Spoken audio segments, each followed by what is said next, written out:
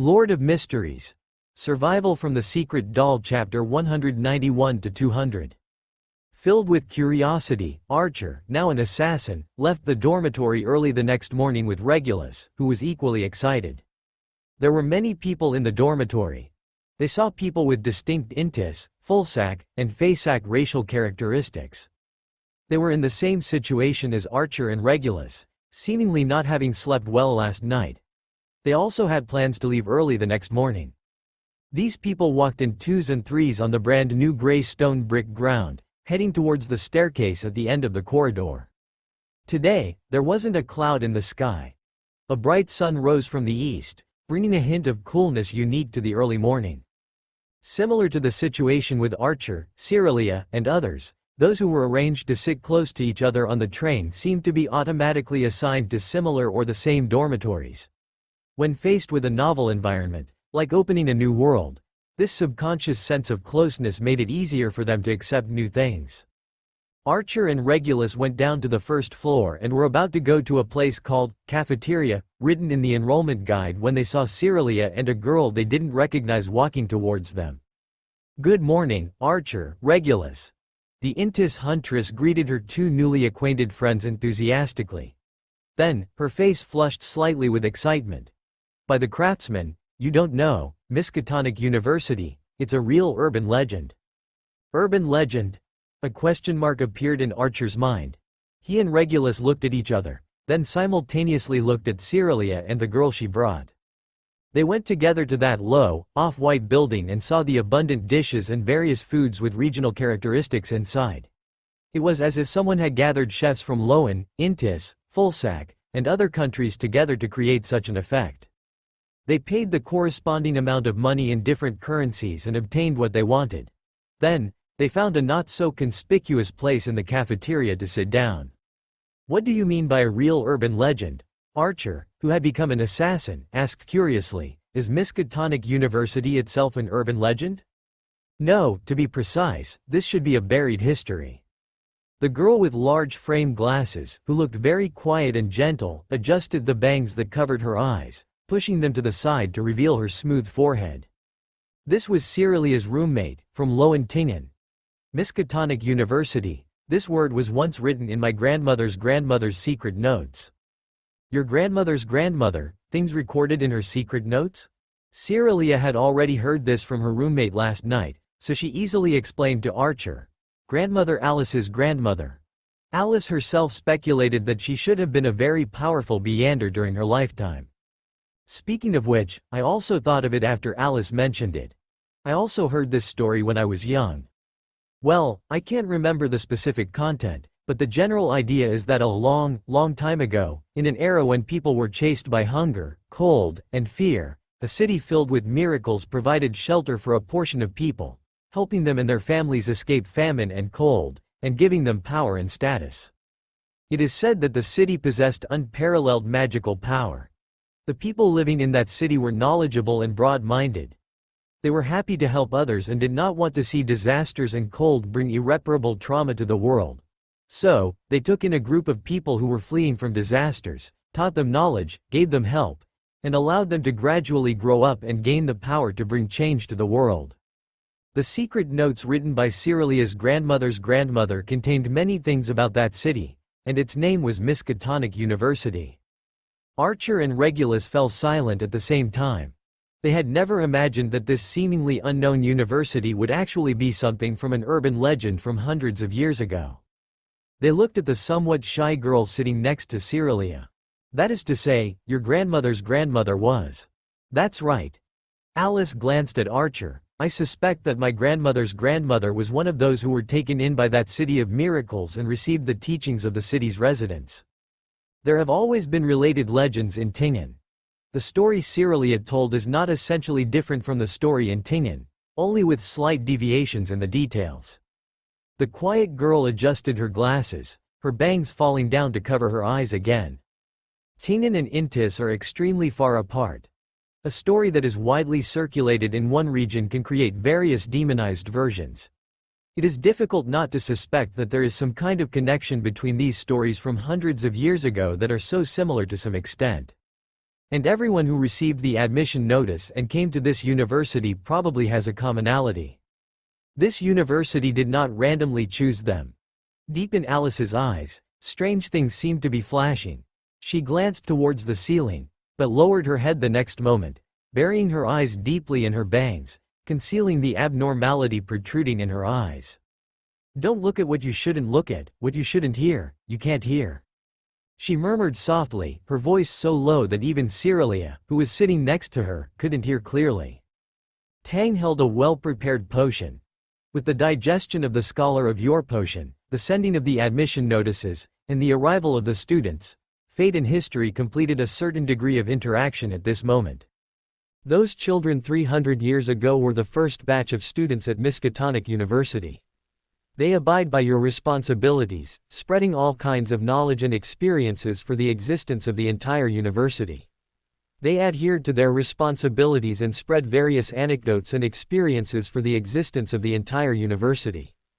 They are witnesses of history and disseminators of history. In 300 years, countless pasts have turned into ancient and heavy historical mists, deposited in countless fragments of light, becoming a part of the past. The descendants of these people, the descendants of these people's friends, people who know those legends, or people who are inherently special, or people who are simply drawn by lot, have gathered into a vast ocean, allowing the history sealed by that ancient era to surface. The main ingredient of the potion comes from Zaratul's Beander characteristic of miracle inventor, which has been mostly digested, and the auxiliary materials are provided by Grandpa and Olsen respectively. Now, this is a complete miracle inventor potion. Moreover, because Zaratul himself belongs to Tang's marionette, following the connections in terms of mysticism, to a certain extent, he is Zaratul, and Zaratul is him. This is a bug that can minimize the influence of the residual will of the celestial worthy of heaven and earth for blessings. With some time before the arrival of the doomsday, the will and spiritual imprints remaining within the extraordinary characteristics are still powerful. Although the ritual effect has been achieved with the accumulation of 300 years of Miskatonic University's history, adding a layer of insurance to ensure my own safety is not something that requires much effort. Looking at the miracle inventor potion, which was transparent and clear on the surface but had swirling undercurrents deep inside, bubbling like countless eyes were present, Tang stood up. He walked out of the principal's office, to the top of the entire world, next to the theater core, far away in the infinite height. The theater cord twitched, subconsciously wanting to move its position, away from the person who appeared beside it. Madman, what do you want to do again? Why are you so afraid of what I'll do? Tang clicked his tongue. You've been with me for so long, and I haven't done anything to you, have I? At most, I just scare it with the system. I'm not a bad person. How could I do something like killing the donkey after it grinds the mill? Otherwise, I would have made this thing into a main ingredient for potions long ago. Theater core. Smiley face. Listen. Listen, is this something a human would say? Looking at the alternate dimensions connected to the entire theater, Tang sat cross-legged in a void, watching the enthusiastic young people below, slowly bringing the miracle inventor potion to his lips. Become a miracle inventor and obtain extraordinary characteristics at the angel level.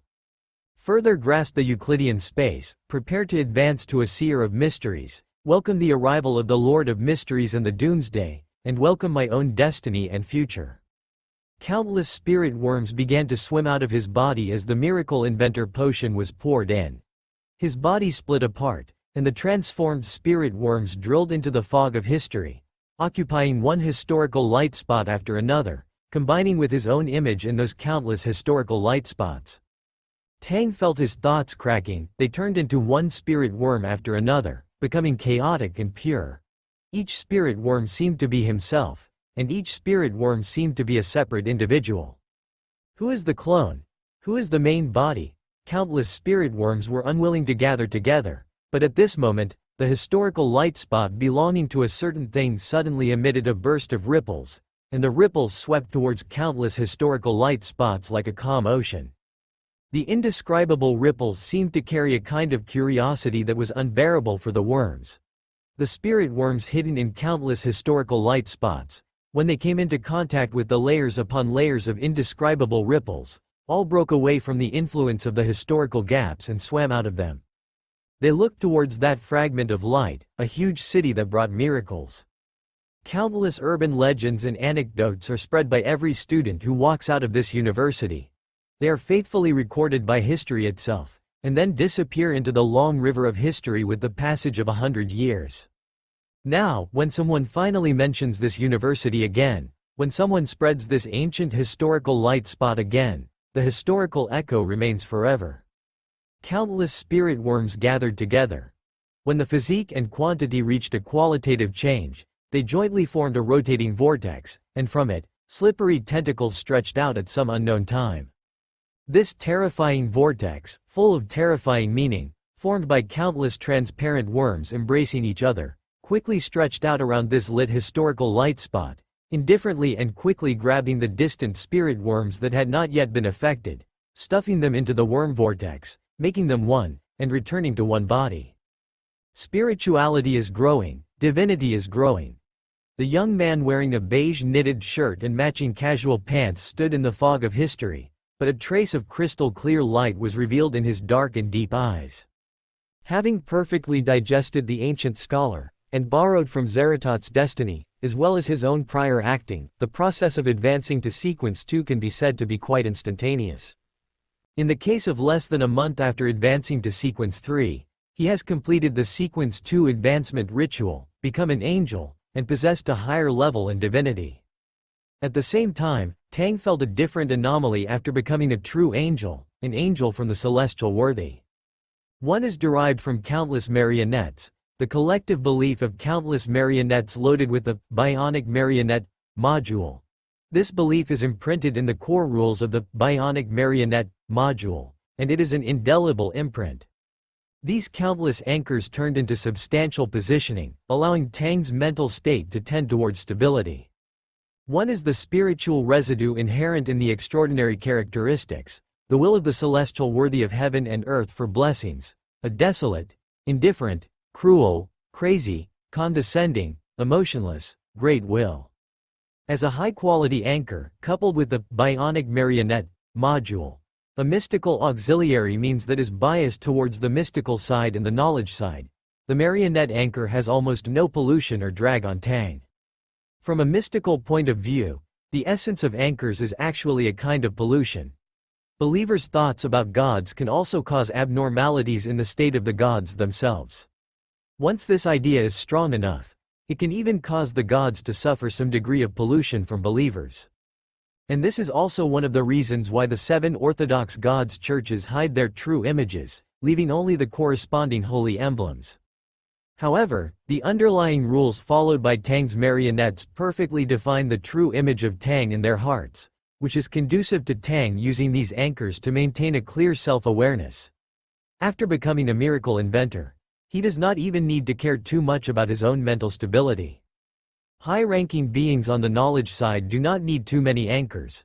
They themselves can create normal anchors that can meet their own needs.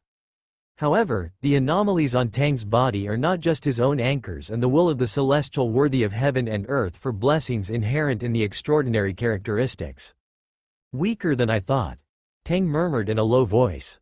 He found that the will of the celestial worthy of heaven and earth for blessings contained in the miracle inventor potion could not even form any balance with the numerous anchors, and was completely suppressed in reverse.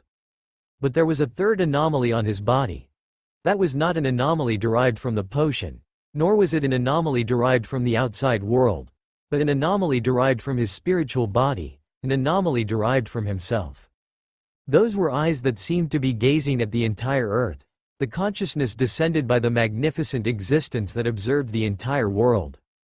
It didn't belong to an outsider, nor to a potion. It originated from the initial awakening of a will within Tang's own spiritual body. It's not the celestial worthy of heaven and earth. Tang carefully examined that power, which originated from him yet didn't resemble him, belonging to him yet beyond his control. Suddenly, he looked towards the surrounding historical fog. This book is first published on the entire network by TWKAN.com. Within the eternally unchanging gray fog, numerous crystal clear, dazzling crystals had begun to appear. They both merged with and separated from the historical fog, presenting a strange sense of contradiction. This was an abnormal reaction that occurred after advancing to sequence 2 and becoming an angel, due to changes in the fundamental form. Euclidean space? After he became an angel, that space, with him as its core and anchor point, began to further encroach upon the real world? No, that's not right. Tang calmed down and carefully gazed at the countless dazzling crystals floating in the historical fog.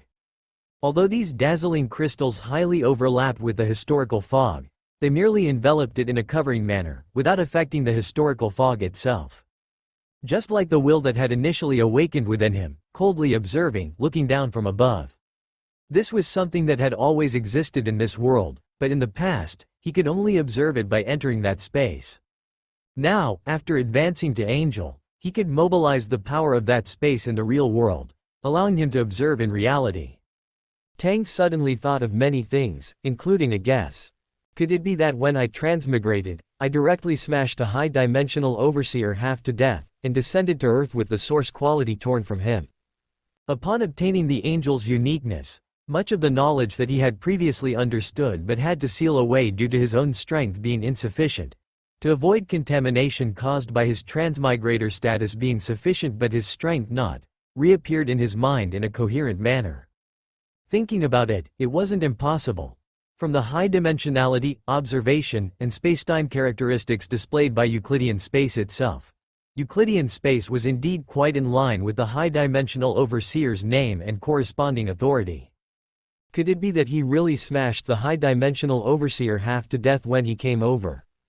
Because of this, Tang once again examined the anomalies within himself. Setting aside the numerous seer anchors and the listless original will, the existence born from his spiritual body seemed to realize at this moment that its host had discovered its existence.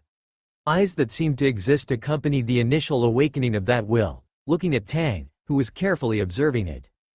Unlike the celestial worthy of heaven and earth's will, and unlike the will carried by the numerous seer anchors themselves, this will born from his spiritual body seemed to have its own mode of thinking. Although it also looked foolish, it had a fundamental difference from the other two. He calmly summarized this peculiar anomaly. How truly novel. Looking at the will that existed within his spiritual body like a sapling, Tang's thoughts also slightly sank. He was just about to say something when the system, which had shielded itself because its host had advanced, suddenly emitted a series of crackling electronic sounds. Ah, host, dirty thing. Ah, there's a dirty thing in your body. Ah. Save me. Tang. That thing that looked like a sapling. The electronic sound was too noisy, and Tang didn't immediately react to what the system was wailing about. At this moment, the system was howling like a ghost, rolling on the ground, and preparing to give the host electrotherapy to directly remove the corresponding contamination. As a result, the sapling covered in eyes suddenly stretched out a slender branch and slapped the system, which was preparing to give its host electrotherapy, into a daze. System stunned, system confused. Its cyberbrain spun wildly, then crashed, rebooted, continued to scream, preparing to give its host electrotherapy, and then got slapped again. System. Tang. 6. What are you doing, system? After being slapped twice, the system immediately became honest and wailed with sobbing electronic sounds. Don't mention it, it sounded like a female ghost in a ghost story wailing. Ah, host, what is this dirty thing? Host, help, help. Tang was speechless for a while but had to smooth the feathers of his weak, pitiful, and helpless system. Although that strange thing that grew out of his spiritual body looked strange, it was still essentially a part of his spiritual body and could be influenced by Tang's own will. After slapping the system enough, the strange sapling suddenly quieted down and tidied itself up slowly. Don't mention it, it looked very clean, even tidying up the branches that had slapped the system several times. System. Tang preemptively said before the system continued to wail. I don't know what this thing is either. Go ask your main system. Obviously, the system didn't know what this thing was either. Since it didn't know this and didn't know that, when there was a problem, he would find the parents. Even if you couldn't beat it, couldn't the knowledge more beat it? At least, the knowledge more wouldn't get slapped. And he was looking for the knowledge more because Tang somewhat suspected that the will born from his spiritual body belonged to the high-dimensional overseer, or something similar.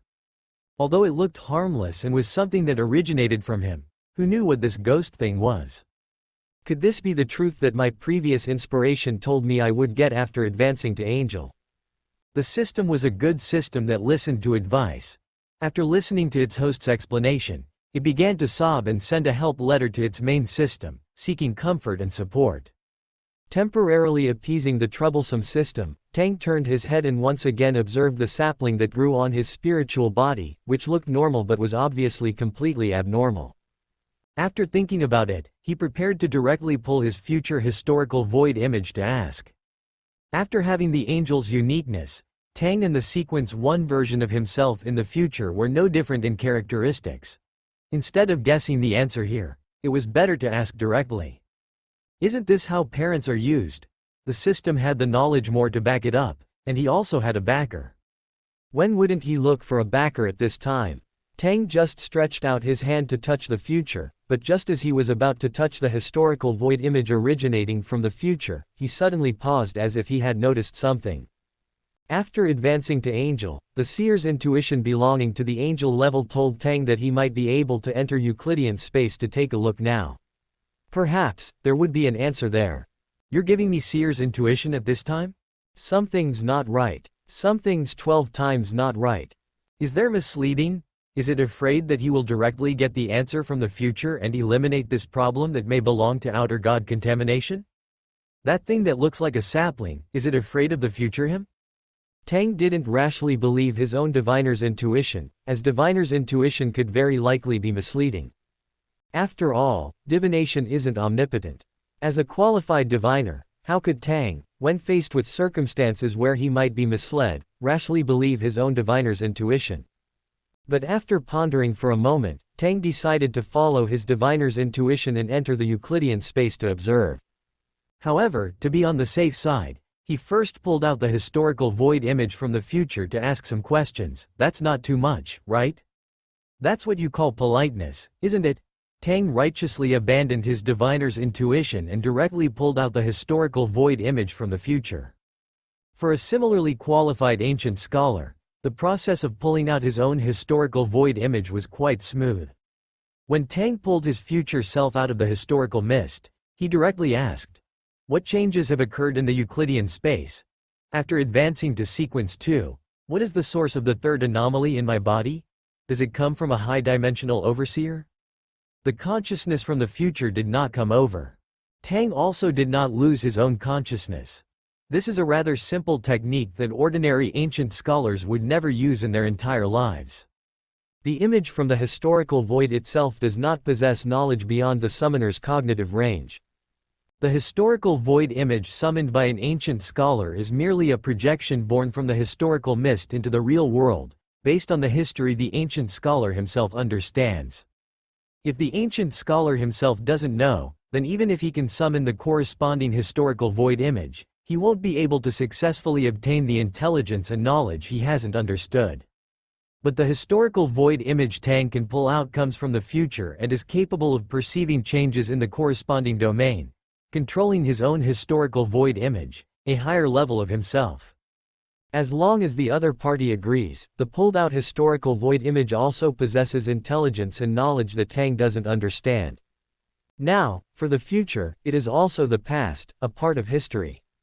Moreover, this method of simply pulling out the historical void image without allowing the future consciousness to descend will not produce a corresponding error originating from the uniqueness of consciousness itself. And this state also relies on Tang's own uniqueness. Ordinary ancient scholars have no way to apply it.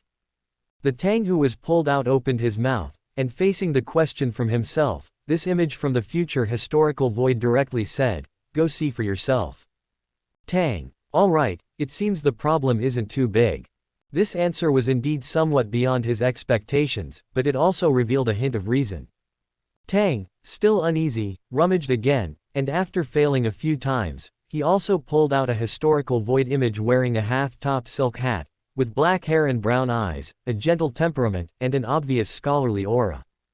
This is a historical void image named Klein Moretti, originating from the main peak of the Hornassus Mountains, a figure who walked into the ancient palace of Antigonus, slumbering with the youth and a figure like knowledge itself. He is a Sequence 1, seer. Seeing the successful summoning of the historical void image, although there was no situation where the future client suddenly took over the account from another location, Tang was still quite satisfied. Well, even if there is any danger, with two seers, with the barrier of the original still standing firm, still providing protection, even if the power that grew out of his body was a high-dimensional overseer's infiltration, and there were certain anomalies in the Euclidean space, he wouldn't be unable to escape. After all the preparations were completed, Tang was ready to enter the Euclidean space. The two seer historical void images also followed behind him. After entering the Euclidean space, what entered Tang's eyes was a vast starry sky. In the Euclidean space, what is now presented, what is observed, is a starry sky. Tang looked up in astonishment at that starry sky, a brilliant, dazzling, eye-catching world that could not be described with any language. The crimson moon had faded its original red color and turned into a bright white moon. The sun had become an abstract symbol, the color of ink, looking somewhat abstract. The environment in the Euclidean space had undergone unprecedented changes. In the Sequence 5, Sequence 4, and Sequence 3 stages, the range covered by this space was only Ting'an City and the surrounding nearby cities, which also matched the situation where a Sequence 3 ancient scholar could respond to the honorific name within the same city. And upon reaching Sequence 2, successfully obtaining more and stronger divinity, the ability to respond to the honorific name changed from being limited to the same city to being able to respond throughout the world. In this situation, the observation range of the Euclidean space has changed from a city to the entire world.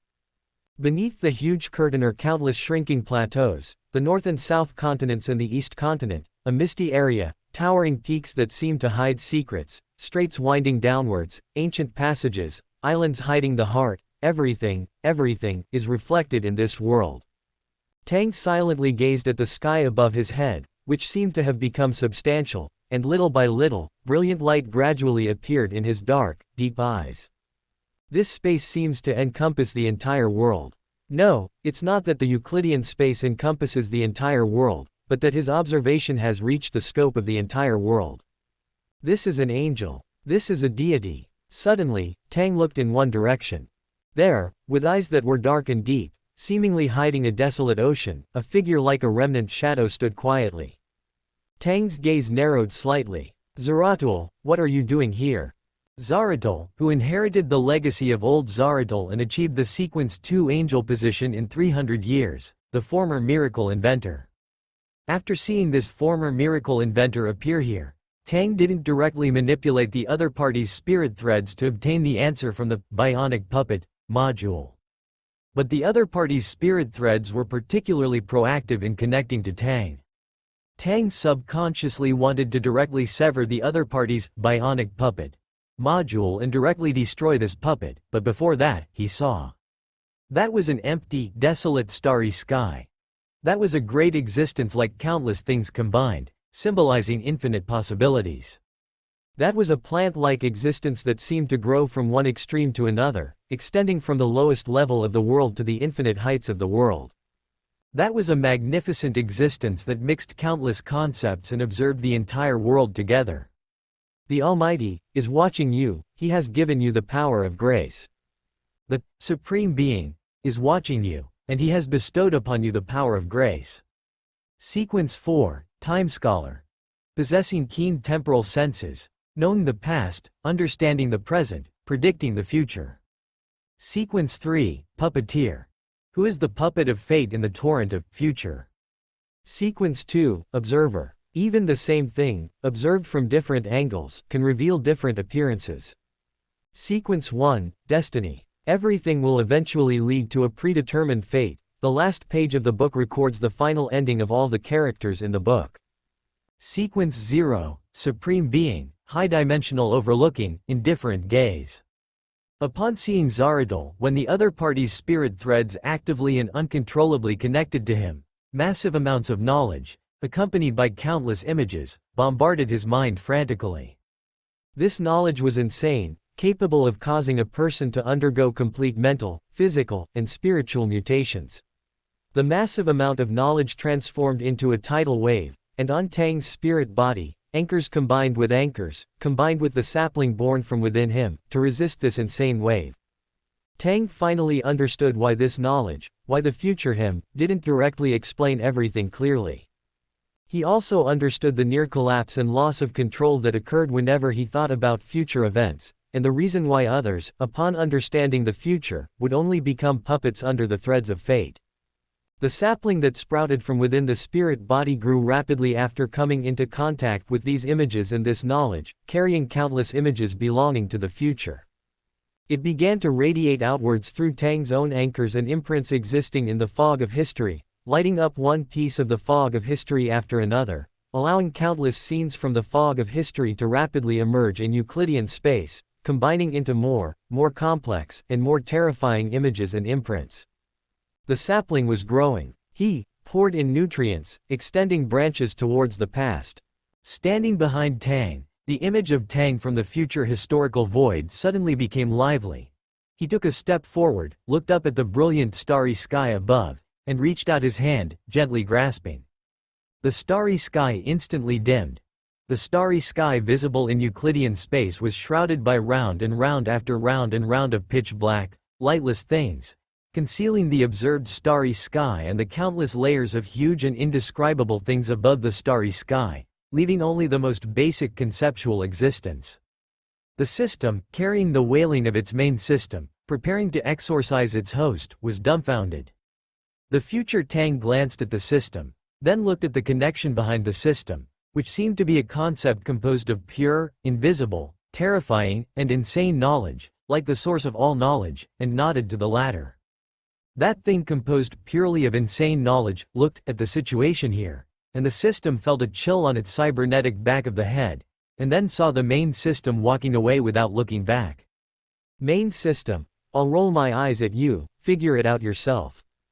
System, isn't main system Watashi your favorite little darling? The future Tang retracted his gaze. Seeing that the starry sky observed in Euclidean space was obscured, this future historical projection looked at Tang, who still seemed somewhat sluggish, and without saying anything, pulled Klein Moretti, who was wearing a black top hat and seemed to have a bit of liveliness for a moment, and disappeared into Euclidean space. This was a world spread out over an entire planet. Except for some special places, all the details could no longer be hidden after Tang advanced to Angel. Countless pedestrians, countless buildings, all secrets, all presented in Euclidean space. Zeratul stood quietly not far away, waiting for this newly promoted miracle inventor to extract his consciousness from the countless evolving and maddening massive amounts of knowledge and regain control of his body. Blessing. After an unknown amount of time, the light returned to Tang's slightly dimmed eyes. Having been instilled with massive amounts of knowledge, he rubbed his temples with a slight headache. I'm already an angel, at least. Even so, this level of knowledge almost burst my head. He finally understood many things from before, and with the full expansion of Euclidean space, those few incidents where he lost his memory more than 300 years ago, including the shielding incidents when he fought Amon, fought the dark demonic wolf Kotar, and fought Zeratul, he directly obtained the corresponding perspectives and information. This also included the part where the future him made a deal with the goddess of the night. And these things, if he didn't reach the angel level, even if he was a fully digested ancient scholar, he estimated that he would have to perform an on-the-spot loss of control, turning into a pile of worms crawling darkly in the corner. Too terrifying, really too terrifying. Tang covered his heart, feeling that he had endured a weight that he shouldn't have endured at his age. He was just a 300-year-old child. After slightly sorting out the countless images involving the past, present, and future that he had just seen through Zeratul, Tang couldn't fully digest many things in a short period of time. He only initially understood the situation, and the rest was just temporarily processed by the sapling that grew out of his spiritual body after being stuffed in one breath, waiting for further resolution later.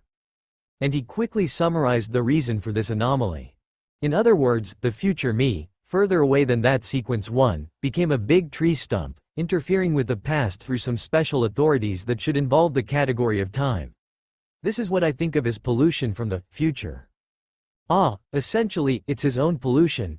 Next is the thing that grew out of my spirit body after advancing to angel.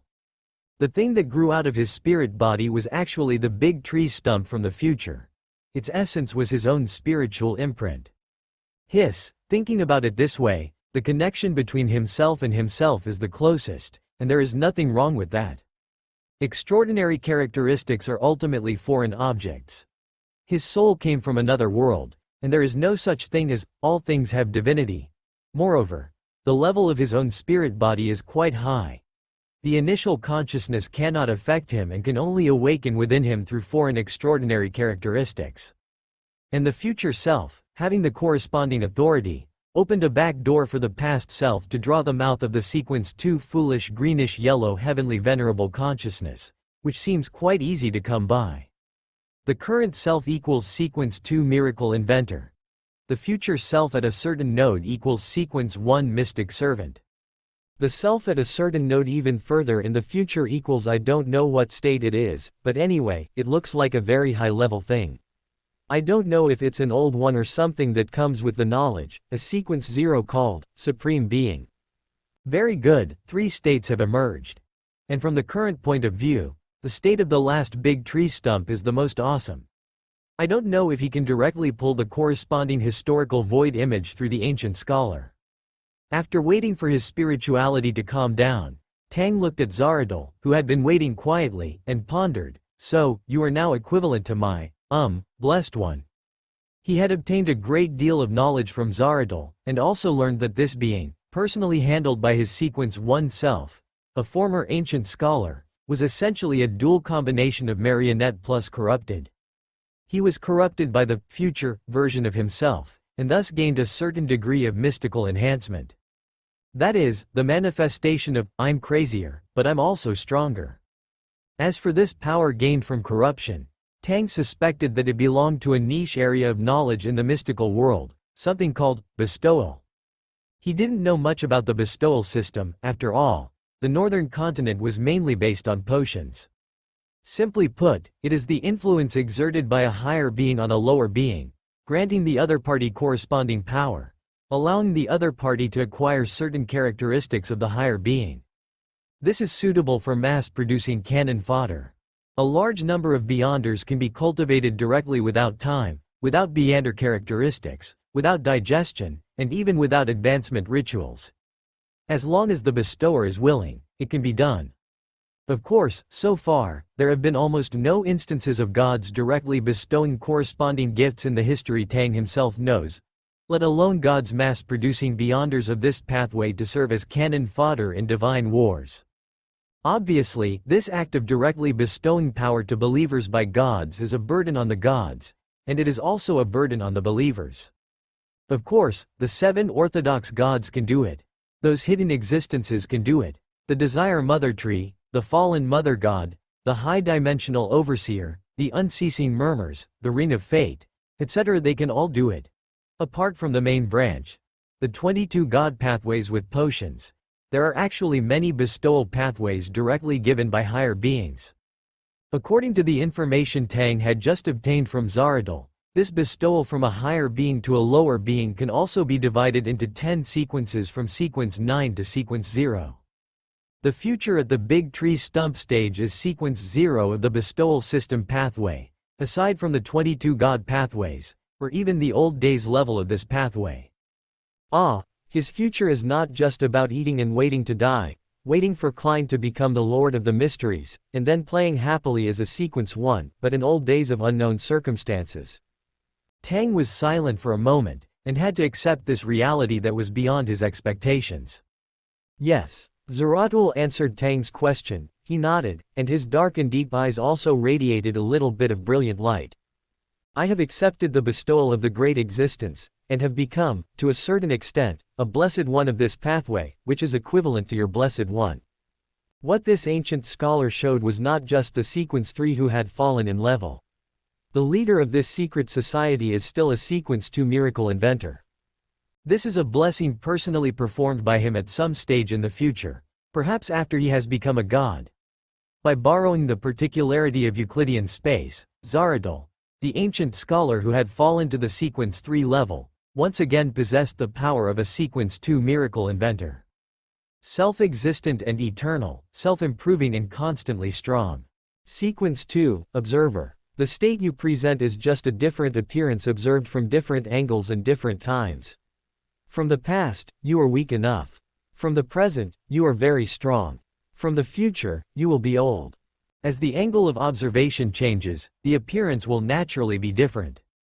Zaratul was doubly affected by Euclidean space and future corruption, becoming a Sequence 3 ancient scholar with certain observer characteristics. If there are no accidents, he will always maintain his current strongest state, the Sequence 2 miracle inventor.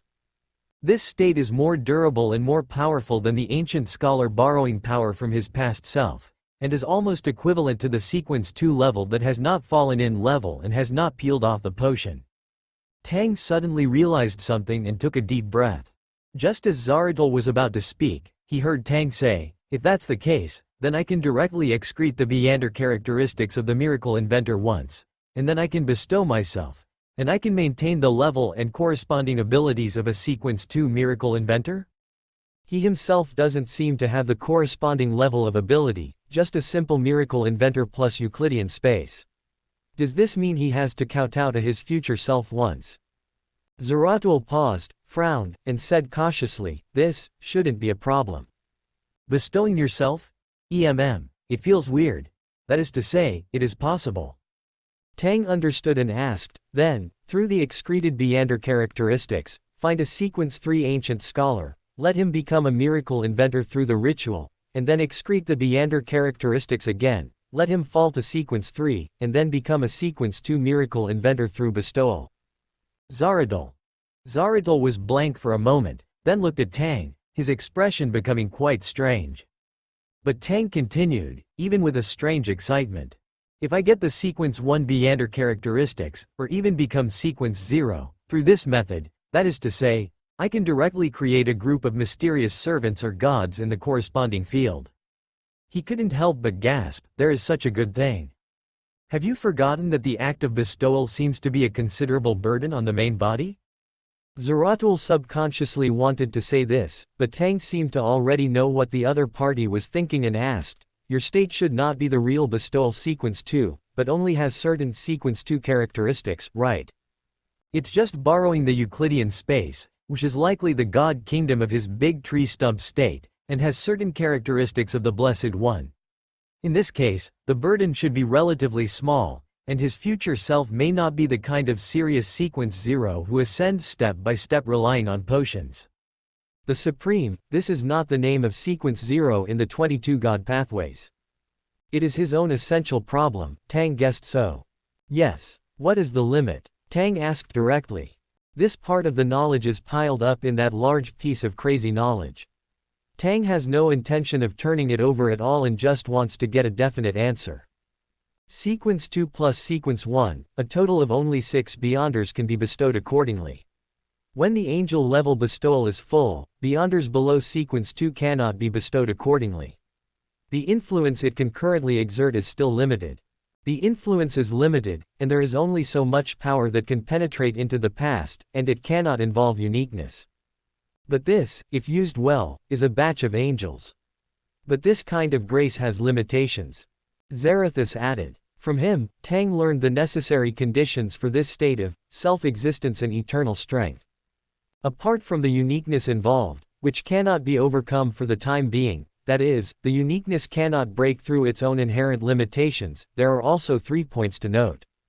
First, one must possess corresponding extraordinary characteristics, or at least possess extraordinary characteristics of a lower level, so that one can repossess them after losing them. To possess the angel status, one must possess the extraordinary characteristics of a saint, Sequence 4, and Sequence 3. To possess the saint status, one must possess the extraordinary characteristics of Sequence 5 and Sequence 6. And if, like Zarathus, he loses the extraordinary characteristics from Sequence 9 to Sequence 3 together, then he will explode on the spot when he accepts the Observer's grace and possesses the Miracle Master status. The body that has lost its extraordinary characteristics no longer possesses the power to bear divinity. That is, it is still a system based on extraordinary characteristics, but with the addition of a permanent and powerful, self-existence, buff. Second, the recipient of the grace must have a strong mystical connection with me. People or things without a strong mystical connection cannot receive this kind of grace for the time being. This strong mystical connection can be based on blood, such as Azik Eggers or Loen. It can also be a secret puppet, such as Zarathus, or Bishop Brooks of War and the others. The secret puppets of the secret puppet master always have a fateful interaction with the secret puppet master. Similarly, this connection can also be a sealed artifact and magical item that has been used for a long time, such as the never-ending theater he has been slacking off in for 300 years. Even if it is broken up to form a new sealed artifact, it can still possess both the extraordinary abilities and negative effects of the never-ending theater in its form. As long as there is a strong mystical connection, then this kind of grace can also permanently fix a self-existence buff on them.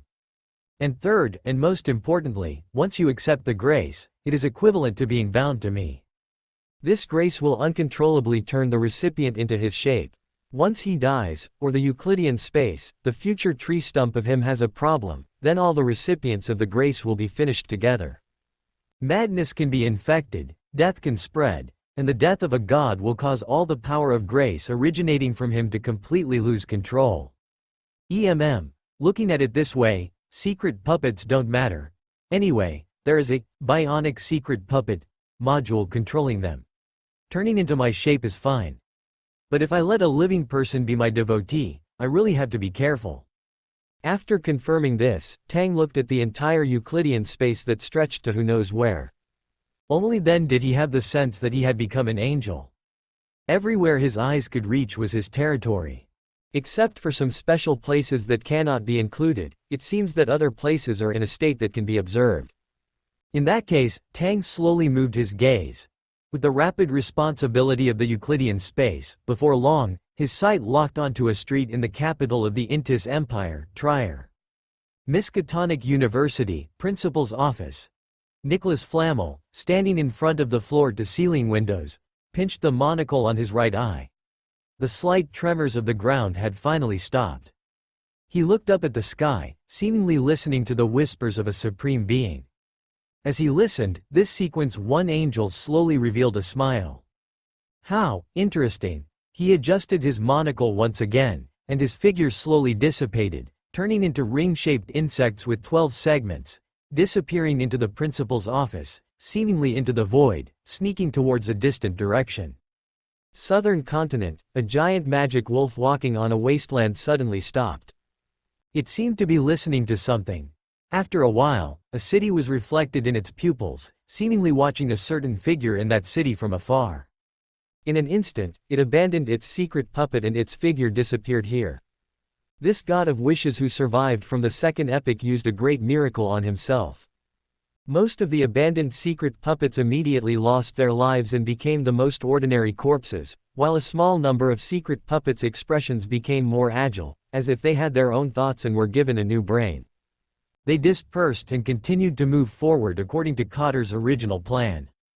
In a coffee shop in Tingen City, after 300 years, a middle-aged man with slightly gray hair and deep, dark eyes looked at the young man next to him who showed him a smile and wore a monocle on his right eye, and nodded.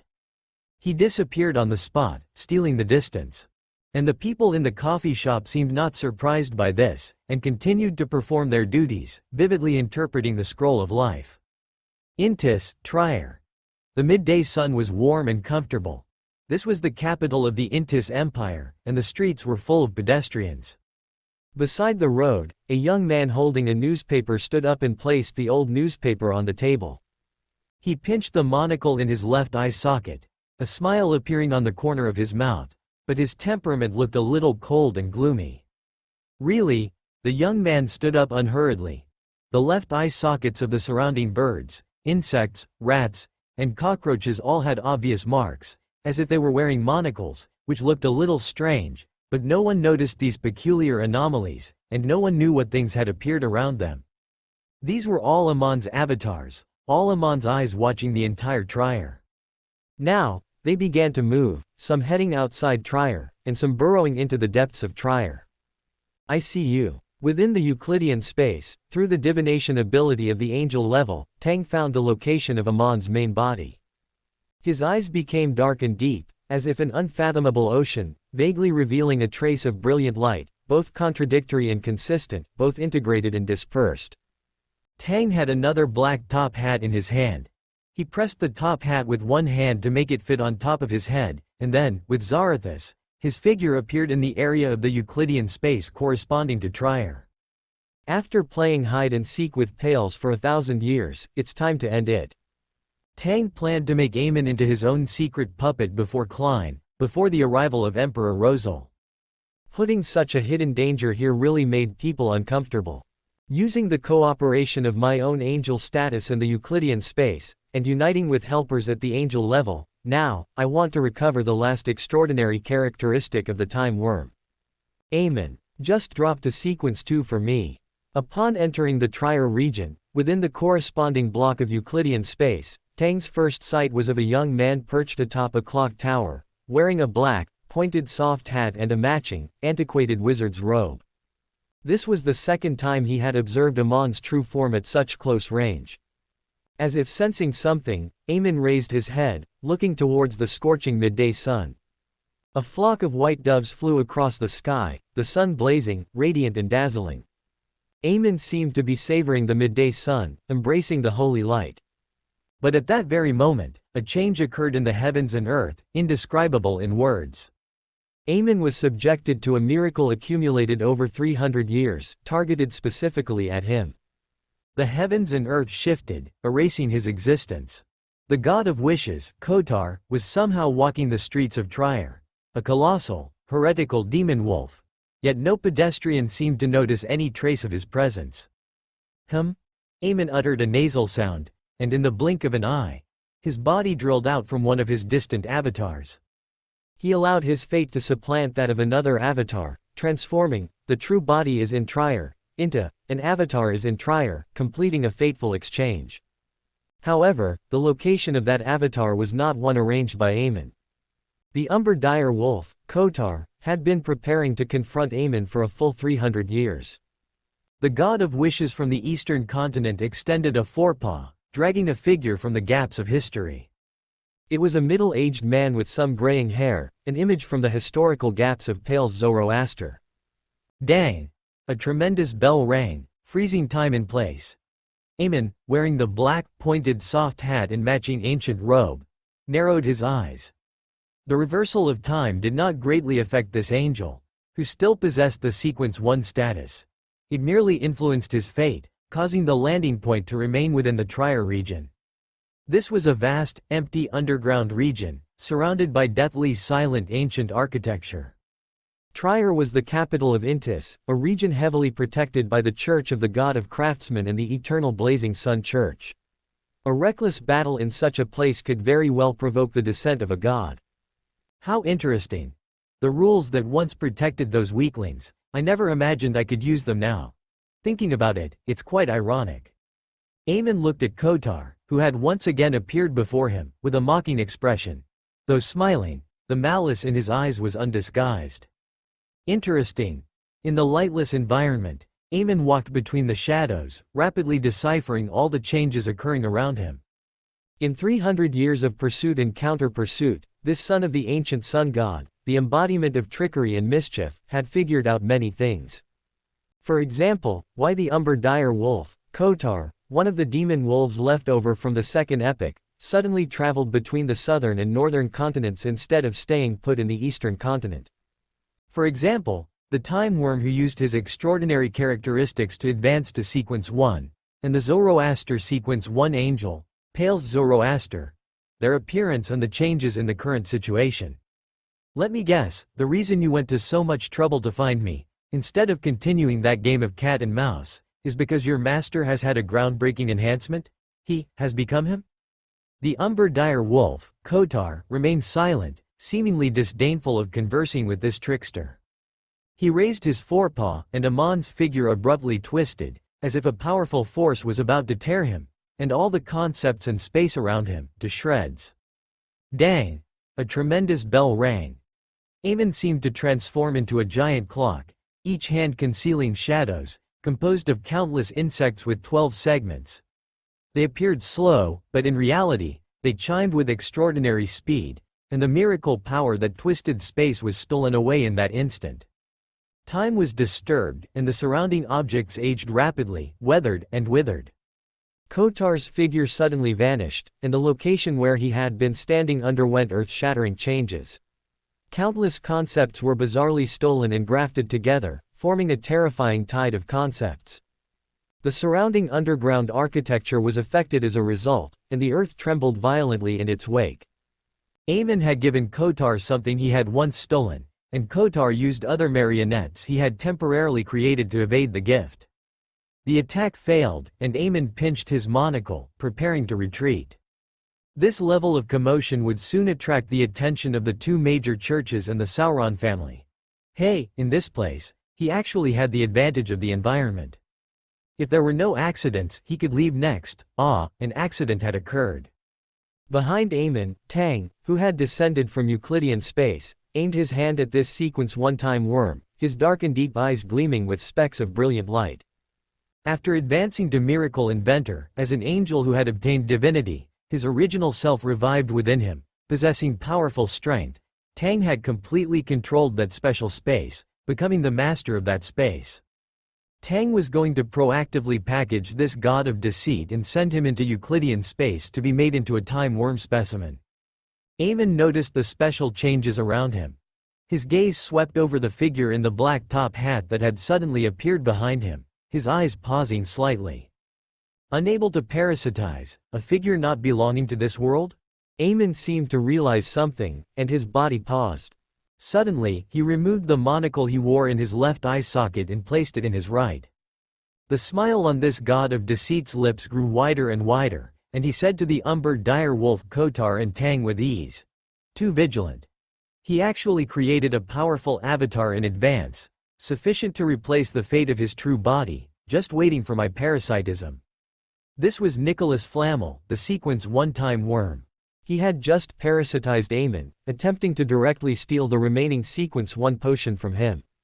Pales has already chased after him. We'll chase too. In Euclidean space, Tang directly saw the figure of Amon's true body, dispelled this de-dimensionalized figure, and re-dimensionalized on that side. At the same time, Tang saw abnormal fluctuations in the collective subconscious sea of the Trier region. A writer was arranging something. After years of mutation, Trier's current state is very special. Coincidentally, the angels of the Sauron family, Bar-Duke Sauron, and the angels of the Church of the God of Craftsmen and the Church of the Eternal Sun are currently negotiating about some abnormal manifestations recently exhibited by underground Trier. Coincidentally, they are in Trier today, and are now preparing to enter the underground ruins in the corresponding area. For invaders, it would never be a good thing for an event involving divinity and transcendence to erupt at this time. The underground Trier of the Intis Empire was once the capital of the Tudor kingdom, and there is obviously a big problem here. The two major churches and the Sauron family will inevitably become vigilant in the face of the sudden outbreak of an angel-level battle. Involving underground Trier, involving the corresponding situation that is very likely related to Tudor, the Church and the Sauron family will definitely not take it lightly. Dispatching 0-level sealed artifacts, more angels, is a reasonable development. Outside Trier, in a small, neglected church, kneeling before the cross is a person with pure golden eyes like a baby, thick matching colored whiskers, and wearing a simple white robe, currently holding a phantom-like pen, writing something on the ground as a foundation. Before the angels of the church and Sauron arrive, the anomaly in underground Trier has also unknowingly erupted due to the struggle involving divinity. Perhaps Amon, the god of deceit, has made some attempts in this, but there are also eruptions that originate from certain characteristics and are decided autonomously. After all, this is a very suitable opportunity. Suddenly, a person appeared outside this neglected church. The middle-aged man in the simple robe suddenly stopped writing. He slowly stood up, turned his body, and looked at the person outside the church. The visitor was refined and courteous, wearing a semi-high black top hat, with distinct facial features, light brown eyes, and wearing a black formal suit, like a gentleman walking on the streets of Trier. In his right eye socket, he was wearing a monocle carved from crystal. Nicholas Flamel. The visitor took off his top hat and bowed to the middle-aged man who had also stood up. "Hello, Father, my lord allows me to greet you on his behalf." After saying that, this sequence one-time worm did not wait for the host's invitation and walked straight into the church. After entering the church, the surrounding trier area seemed to be covered with layers of quiet darkness. This was the power of concealment that Nicholas had stolen. Now he released this power to limit the highest level of psychologist from quietly influencing the outside world. Nicholas stood in front of the church door, looked at Adam, who had been looking at him without speaking, pinched the crystal monocle, and explained leisurely, "I'm sorry, my lord doesn't want anyone to disturb his actions. We are all preparing for the coming doomsday. Your child is really too lively. He is not suitable to become the new lord of the mysteries. This is irresponsible to all living beings. Amon will fall, this is destiny, and it is also fate. My lord has prepared his ending, and this ending will definitely come. The high-ranking members of the audience pathway have the authority that, the things I imagine will surely manifest. The imagined kingdom will surely descend into the material world. And the future I proclaim will surely be staged and become reality. And some of the characteristics of this field also coincide with the authority possessed by Tang of the future and several outer gods. The confrontation between authorities depends on whether Adam, the king of angels of the audience pathway, can still subtly influence the entire trier, influence Amon's destiny, and fight against the staged destiny and future, while there is a king of angels of the seer pathway blocking the door. Adam didn't speak, still looking at the gentleman in front of him with those clear, childlike eyes. After a while, he nodded slightly, "Your consideration is not a problem." This king of angels, who has survived from ancient times to the present, seems to have given up because of Nicholas's few words. He stood below the cross, without writing anything else, and without using any other means to try to influence Nicholas's mental state, quietly giving psychological hints in the other's mind island. Nicholas also stood quietly by the door, just adjusting his monocle, and did not attack Adam to try to retrieve the sequence 1 characteristics of the audience pathway. Secret puppets are lurking in the Euclidean space, observing the changes in the entire trier and the corresponding spirit world, and the changes in the collective unconscious sea. If there is anything wrong, they will notify other secret puppets and take corresponding measures. Sequence 1 versus Sequence 1. Adam knows the abilities of the seer, and Nicholas also knows the abilities of the audience. After quietly reaching a balance, they are both waiting for the final outcome to appear. Will the operation to hunt Amon succeed, and a bug will be born, or will Amon once again get rid of the destiny with the help of some special existence and continue to walk in the world? Intis, Trier. Amon's transfer was quite rapid, but as soon as he replaced the fate of his avatar, he saw Pals, who had been waiting here for a while, reach out his hand. Pals. Amon smiled, seemingly not surprised by this surprise attack. He seemed to have expected this. When Pals reached out to grab him, Amon's waist tilted backward at an absolutely abnormal angle. At the same time, 2 bells rang simultaneously. The surrounding matter rapidly aged and withered. Amon and Pals rang the death knell of heaven at the same time, mutually devouring each other's time with the status of time worm. As an old friend, who has been dealing with each other for thousands of years, Pals knows very well what abilities Amon has, and Amon can roughly figure out what abilities Pals has. The gap between the two angels has been infinitely close to zero due to the accident 300 years ago. Now, if they want to determine the winner in a short period of time, the only thing to look at is whose reinforcements arrive first, and whose reinforcements are stronger. Amon is waiting for the angels of the Craftsman Church, the Eternal Sun Church, and the Sauron family to descend, waiting for some anomalies in underground Trier, which was once the capital of the Tudor Empire, to be stimulated due to some reasons in the Fourth Epoch. It is necessary to muddy the waters first, so that it is easier to do things, isn't it? And Pals is also waiting for the support to arrive, waiting for helpers who are also of angel status. Suddenly, Pals and Amon separated slightly, and the surrounding light was dazzling, illuminating the area. It seems my helpers have arrived first, Amon. Pals merged into the shadows. Beneath his skin, countless worms with 12 segments were wriggling frantically, smoothing out the spirituality that had been shaken by entanglement with Amon. After all, he was once the king of angels. Even if he had lost a portion of his extraordinary characteristics and uniqueness, his skills and the high-level things he had stolen were not something Pales could catch up to in a short time. Wearing a silk top hat, Tang appeared once again beside Amon in a form of dimensional reduction, his hands clasped together, and countless brilliant rays of light emanated from the surrounding space. Euclidean space rapidly merged reality with the higher dimensional world, as he did not intend to fight Amon in Trier.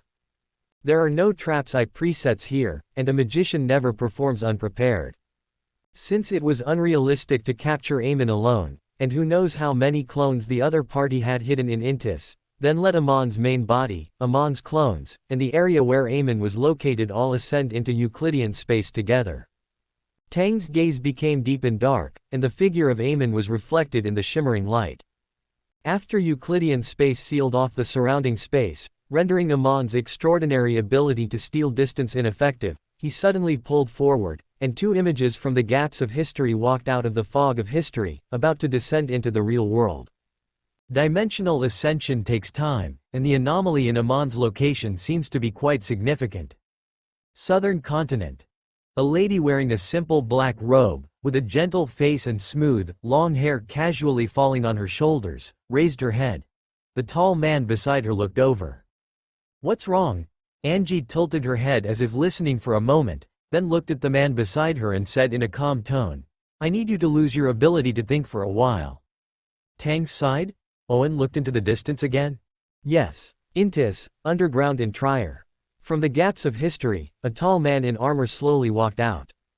Behind Tang, the shadows layered and vibrated, and strings of crazy knowledge constantly filled this shadow, making it fleshy and gradually possessing the characteristic of being alive. Walking out from the historical gaps of the future, carrying spiritual pollution from the future, holding a terrifying and crazy power and the slumber of death, it surged towards Amon. "I am a magician who creates miracles, Amon. Do you like my magic show?" Tang reached out and pulled down the brim of his silk top hat, stepping back, and a historical projection in front of him had already merged with his shadow, possessing the power of a physical body. In Amon's left eye, the pupil beneath the monocle reflected the appearance of that figure. That was a figure composed of pure knowledge, and one after another, with obvious signs of activation, followed Amon's gaze, ignoring the limitations of distance, and had already appeared in front of Amon. That was a torrent of knowledge, a countless number of crazy, suffocating, and terrifying waves of knowledge. Knowledge Demon, Mad Mysteries. Sequence 1, Knowledge Emperor. Amon suddenly laughed. Faced with knowledge itself appearing in front of him, Amon laughed incomparably strangely. Tang frowned. The next moment, his divinator's premonition made him lower his gaze, noticing the gray fog that was constantly surging upwards from the ground. The celestial worthies patch, the gray fog sealing the western continent. Trier in Intis, especially the current Trier, is built on the old site of the capital of the Tudor dynasty in the Fourth Epoch, which has now sunk underground. The problem here is much bigger than Backland, St. Milan, Fainapotter, and other big cities. According to the information collected by the secret puppets, and some of the problems Tang observed, there is a certain connection between this place and the western continent's originium leak that occurred in Bincy and Calderon. It is suspected to be closely related to the former leader of the Tudor Empire, the Blood Emperor Alistair Tudor. But these things should have been suppressed with the establishment of the two major churches and the prosperity of Sauron. What is Amon doing by triggering this thing at this time? Is he trying to completely expose the anomalies of the originium leak here, similar to Bincy, and let the angels of the church and the angels of Sauron directly wash the ground with artillery fire, annihilating the entire Trier? Is he threatening him with the people of the entire city? Does Amon think he's too humane? It's not impossible to have caught or transfer all the people in the entire city at once. Tang always felt that the other party's purpose was more than that. He refocused his gaze on Amon, only to see that Amon's figure was rapidly splitting at this time. His image disappeared into Euclidean space, becoming one tiny worm after another, wandering in the air, seeking some kind of breakthrough. As a top-notch decipherer, Amon clearly recognized that the current situation was related to the essence of this space. By the same token, his enemy, the miracle invoker of Sequence 2, cannot be parasitized. Regarding the problem, based on the substance displayed by the other party and the information collected before, he already had a guess. The inability to parasitize the other party is based on the existence of a distance between the spaces of the two that is difficult to cross using ordinary mystical means. And when the dimensional ascension here is completed and officially enters Euclidean space, although there will be no dimensional difference, this is almost equivalent to fighting in the other party's home field. This is not something a trickster likes to do. So, how can the entire arrangement be disrupted at the smallest cost, and what is there? The answer is to influence angels with authority in the fields of observation and dimension with things of the same level or even higher.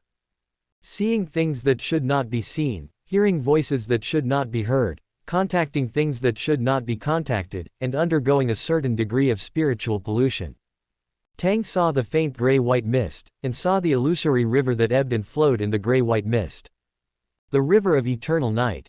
Each time Worm's surface showed 12 light or dark segments. They were constantly stealing in this space, stealing the gray fog from the underground, belonging to the blessed earth Zan Huang celestial worthy. In each piece of gray-white mist, there was drop after drop of illusory liquid that seemed to contain countless colors, and the aura of desolation and dead silence suddenly filled the rapidly ascending space. The crazy knowledge fell into stagnation, but the tall figure was not affected. This image from the historical gap stretched out its hand, and the power of death turned the time worms wandering around into gray-white pieces under the intertwined aura of peace and dead silence. Sequence 1, Pale Emperor. Welcome to Fanfic Audiobook, your go-to place for immersive audiobooks. If you enjoy the content, don't forget to like the video and subscribe to our channel for more amazing stories. The Eternal Darkness River is the origin of the Death, Black Night, and Warrior pathways. Located beneath Trier, the Eternal Darkness River, sealed by the celestial worthy of heaven and earth for blessings, was also influenced by the Pale Emperor during Amon's manipulation to rise upwards. The Eternal Darkness River is still sealed within the West Continent. Whether it's the tributary beneath Calderon City, imprisoning Death Salinger, or the Eternal Darkness River tributary beneath Trier, they are jointly subjected to the Celestial Worthy's seal. This seal remained powerful 1,000 years ago. After all, Amon is not a true god of that pathway, nor does he control the Sephira, let alone steal the gray fog itself, posing a significant hidden danger to this angel of time. Could this cause the consciousness of the celestial worthy of heaven and earth for blessings to revive within him? Facing the historical void projection attacking him, which contained a high sequence being of the death pathway, Amon showed no surprise. The countless time worms swimming around were also constantly attempting something. The shadow belonging to Dwayne, intertwined with future historical projections, seemed to be the voice of a pure knowledge incarnation, having transformed into a torrent of madness. Accompanied by the aura of death and the Eternal Darkness River, it swept towards the entire space, launching an indiscriminate attack, intending to eliminate all of Amon's avatars in one fell swoop. Pals did not step into this area. It wasn't that this angel, also at Sequence 1, couldn't play a role in this level of battle, but rather that Dwayne had his own plans. The future him had killed Amon once. Dwayne naturally had to inherit the mantle of his predecessor, confirming the simplest and safest principle of how to kill Amon, explode his characteristics. Amon killing rule number 1. Do not give Amon anything he can steal, or anything that has value to steal. As images from the historical void, even if Amon stole the corresponding abilities of the Knowledge Emperor and the Pale Emperor, as long as Dwayne, this ancient scholar, wasn't dealt with, it would simply be a matter of withdrawing the previous historical void image and pulling in the next one. Moreover, the Pale Emperor and the Knowledge Emperor, under strong interference and without the assistance of uniqueness, one is an angel who controls the domain of death, and the other has become a pure incarnation of knowledge. Stealing the former's extraordinary abilities might directly lead to eternal slumber, while stealing the latter would result in a brain dump of knowledge. Who lives and who dies is still uncertain. Stealing Dwayne's own uniqueness, however, would directly link to the entire Euclid space, resulting in the same outcome as when Old Man had tried to steal from him and ended up being made into a specimen instead. He is just a high-dimensional projection onto a lower dimension. He isn't even appearing before Amon in his true form, like the previous time he killed Amon, which would have allowed for parasitism. Now, whether it's the seer's marionette parasitized by a spirit world plunderer, the historical void image pulled by the ancient scholar, or the high-dimensional projection of the Euclid space, when dealing with a top-tier trickster, do not give the opponent any opportunities to cause undue influence on your arrangements. As a magician, the most annoying thing is when the enemy doesn't play by the rules. The torrent of knowledge, aided by the aura of death, quickly locked onto the other time worms, excluding those that had tried to steal the power of the Euclid space itself and were encased in crystals, instantly becoming specimens after being up-leveled. Dwayne didn't let his guard down regarding those already up-leveled entities. Within the Euclid space, the gloomy wolf Kotar had already been lying in wait, vigilantly guarding those time worms that had turned into specimens. Although it's impossible to tell whether these time worms are Amon's attempt or intentional, it's always good to be cautious. Being tricked by Amon is not a good thing. If this is a setup prearranged by the other party, then the consequences will become quite troublesome. Dwayne's gaze once again turned towards the direction of the underground, muttering to himself in a low voice, "The environment here is really not good. Trier's anomalies are very obvious. Amon really knows how to pick a place." After Old Man and Nicola launched their siege and interception of Amon, those areas heavily protected by the churches instead became Amon's haven. Amon's main body dares not expose itself in those key areas. Once he does, he will also be subjected to divine descent, especially in the areas where the three angel kings of wind, wisdom, and white are currently preaching.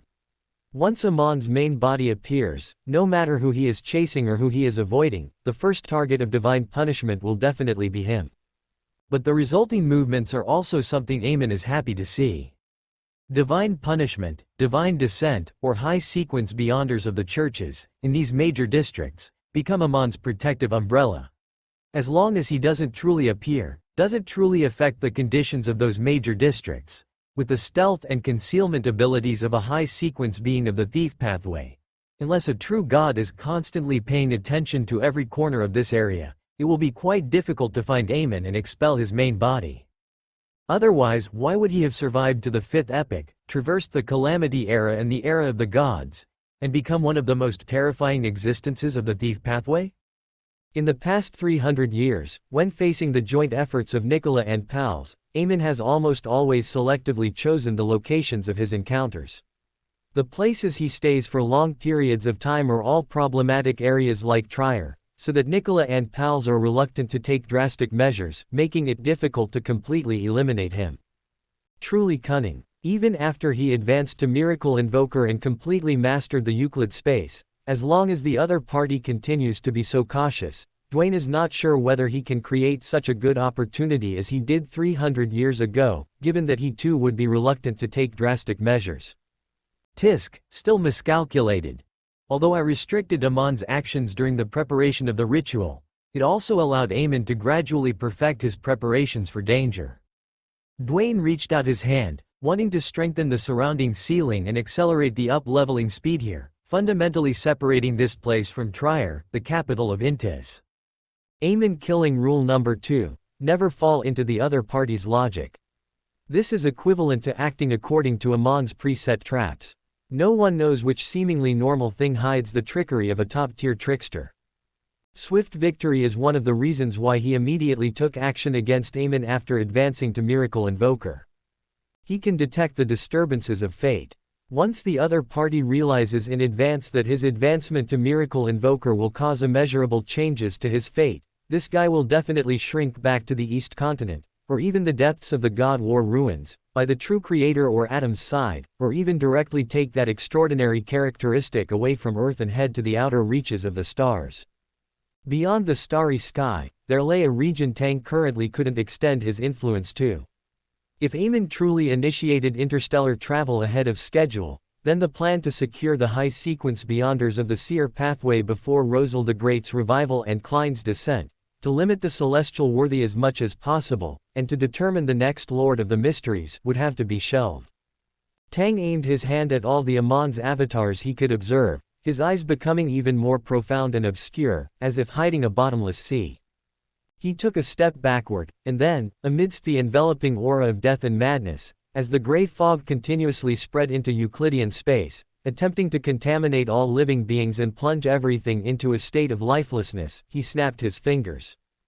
In an instant, all the remaining time worms that hadn't been assimilated by the aura of death in Euclidean space, or hadn't been burst apart by knowledge, stopped moving.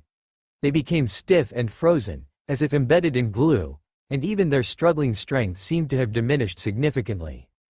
As a magician acting on the miracle authority, the marionettes, equipped with system-made, bionic marionette modules, walk the earth, lifelike, as if truly existing, genuinely possessing their own thinking and behavioral abilities, which is itself a part of the miracle.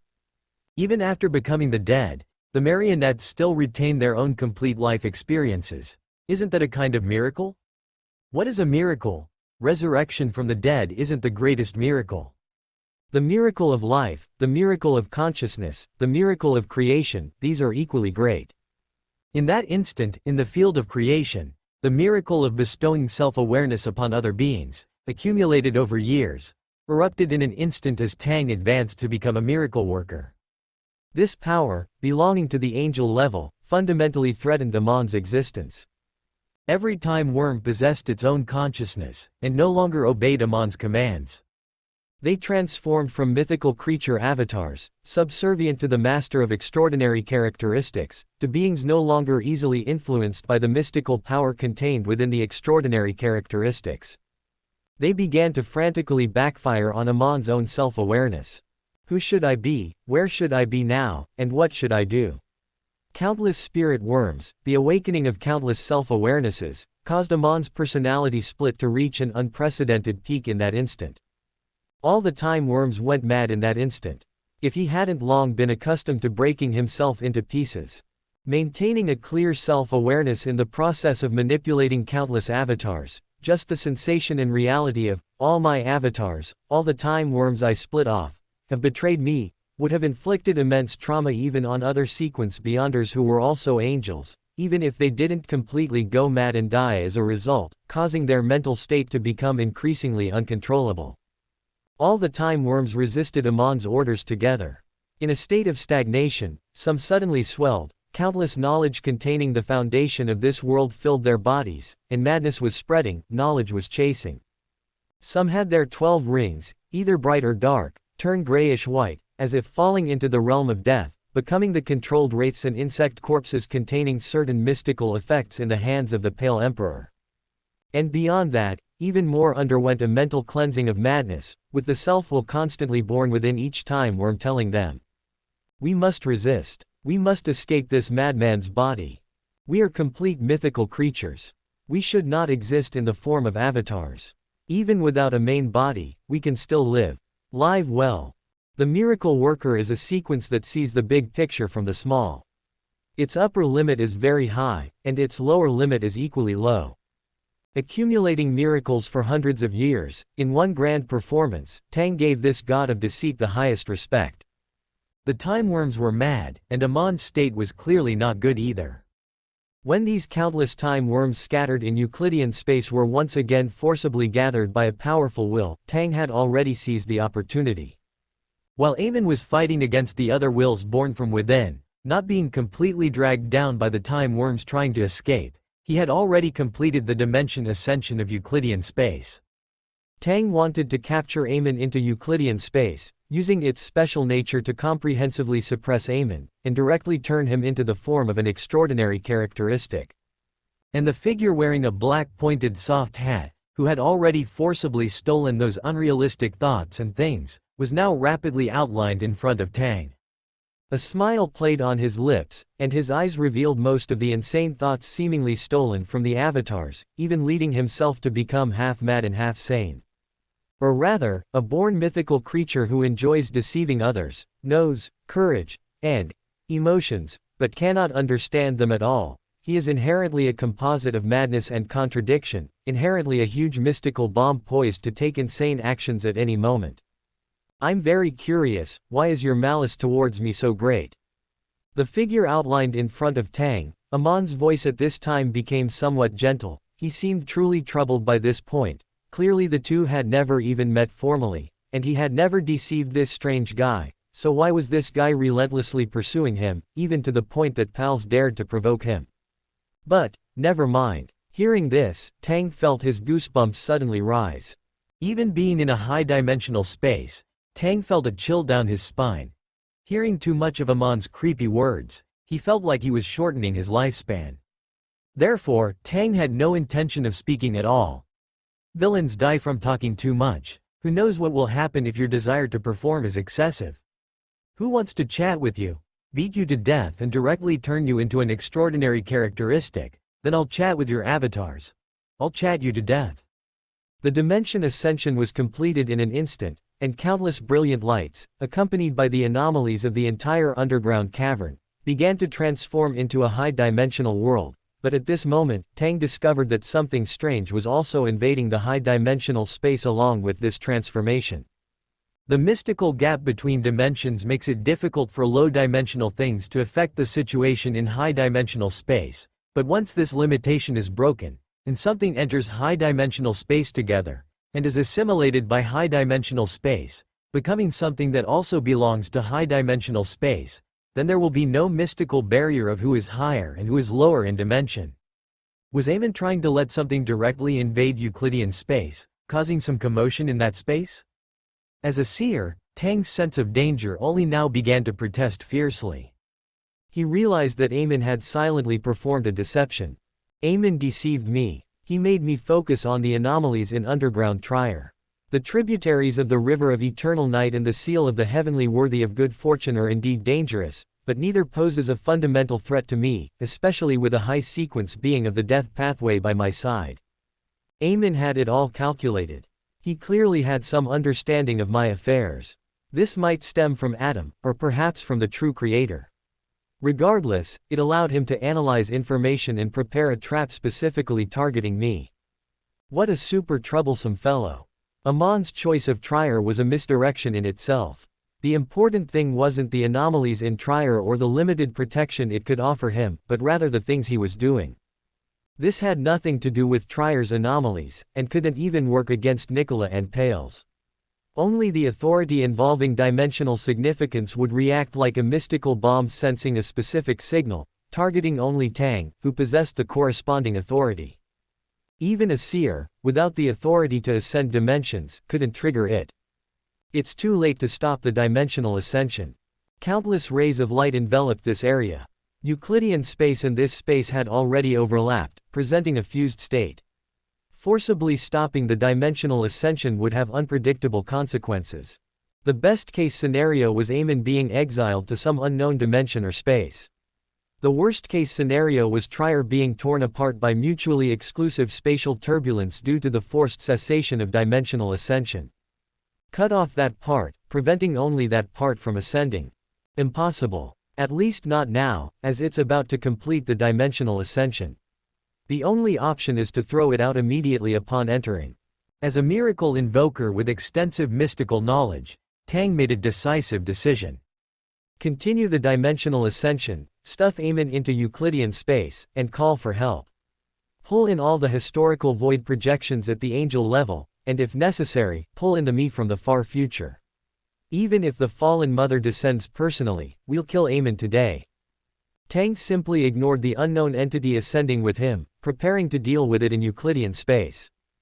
His pupils once again turned pitch black and deep. The light in the entire underground cave reached its peak. Amon's main body and his avatars, two historical void projections, along with the clumps of heavenly worthies gray fog and river of eternal night's water stolen by Amon and invading this space, all entered Euclidean space together. He reached into the historical void, intending to directly pull out a line of helpers to gang up on Amon, resolving this damned time angel before the heresy completely erupted. Countless brilliant lights illuminated the underground of Trier at the last moment. The light flashed by, followed by the dense darkness once again enveloping the underground space of Trier, which had returned to its original state. Pales walked into the now empty cave. He pondered for a moment, tilted his head slightly, and before the church and the Surin family's angels arrived, his body gradually became transparent, disappearing without a trace. When the dazzling sunlight fell upon this area, there was no trace of any living being. A faint, grayish-white mist permeated the ground of this pit, but it continued to flow downwards, as if retreating back to a certain area underground. These forces stolen by Amon had completed their mission. The tributaries, mixed with the aura of gray fog and seemingly composed of countless colors, unwillingly retreated back underground. And the anomalies here had clearly attracted the attention of the church and the Surin family's angels in Trier. Before Pales and Tang had left for too long, someone had already followed the traces and found this underground cave where a fierce battle had erupted. The newcomers were 2 men and 1 woman, all exuding the terrifying aura of high sequences, as if gods were walking on the earth. The anomalies buried in the surrounding shadows all retreated when these people approached, not daring to poke their heads out again. Among these 2 men and 1 woman, the only lady was tall and slender. She wore an evening gown and stood there like a rising sun, so dazzling that any evil would undergo the most intense purification upon approaching her. Of the 2 men, one was dressed as a hunter. He walked in the front, looking strong and powerful, with a short, stubbly beard and deep gray short hair shaved to the scalp. His deep eyes were full of indifferent gazes, and he walked without making any sound. They entered the entrance of the underground cave, which still contained a faint aura of gray fog. Among these 3 newcomers, the young man in the linen shirt, who looked like a bookish scholar, took a few steps forward, also not directly approaching the area shrouded in faint gray fog, seemingly discerning something. Angel-level battle, an angel of the thief pathway, Amon? The tall lady, like the sun, spoke first. Her tone was calm and indifferent, but with her words, the slowly dissipating grayish-white mist on the ground began to boil and evaporate, causing the diffused grayish-white mist to retreat even faster underground, along with the cold and obscure mystical aura unique to this space. The mystical significance here was very obvious. The loss of various concepts made it clear to discerning people what level of beings had fought here, and roughly which pathways angels. Regarding all the angels in the entire world, the major churches and angel families actually had a general understanding, and when it came to the battle of the thief pathway. Walter, hasn't your craftsman church reached an agreement with the guy cowering in that small city in Loen yet? The sturdy man with a short, stubbly beard couldn't help but sneer, his tone mocking. Look, every battle makes people feel like they should stuff their heads into their asses. If the anomalies in Trier hadn't been resolved yet, Suddenly, this sturdy Intis royal angel stopped speaking. All 3 angels heard an abnormal sound. When they looked over, they saw a young man adjusting his monocle walking out of the underground cave filled with faint gray fog. The newcomer wore a black silk top hat and a matching suit. In his right eye socket, he wore a crystal-carved monocle. This gentleman who walked in the dark world was now putting a small bottle into his upper garment pocket. Under the sun-like light reflected by the gentleman's monocle, the Surin family's angel subconsciously closed his mouth and forced a somewhat stiff smile at Nicola Flamel, who had a smile on his lips. Your Excellency Flamel. It seems that Mr. Leone has quite a misunderstanding about me. Never mind. I have always had a broad mind when it comes to the provocations of hunters. I won't take action against these hunters just because of a few offensive words. This sequence one angel said amiably, of course, if they don't know that provocation is just a means and not an end, I don't mind letting them experience, just like Mr. Leone said, the feeling of stuffing their heads into their asses. That would be very interesting, wouldn't it? The angel of the Sauron family was not at all embarrassed to be exposed. Behind his seemingly smiling face, the eyes behind the monocle revealed a natural indifference and condescending attitude. He even interacted with the angel of the Loen kingdom quite naturally. As mentioned before, the extraordinary individuals of various forces who reach the angel level actually have a certain understanding and tacit agreement with each other. And the angel of the Loen kingdom's seer pathway has certain connections with the Intis Church of the God of Craftsmen. The other party obviously came to Trier to track Amon, and there is no need to offend him. Since you have come to Trier from such a long distance in Loen, our Sauron family must entertain you well, haha. However, Mr. Flamel, are you here to find Amon this time? What happened here? There should have been a large-scale battle at the angel level here. But looking at Nicholas Flamel's current state, he doesn't seem to have fought Amon. Another angel level seer. Leone Sauron couldn't help but feel a little sour, feeling that he was really unlucky. Damn it, did Intis poke the seer's nest? The abnormality of underground Trier is currently being discussed by the Church and the Sauron family, and Aemon running to Trier at this time is not a good thing. Nicholas didn't intend to explain clearly to these people. He just said slowly.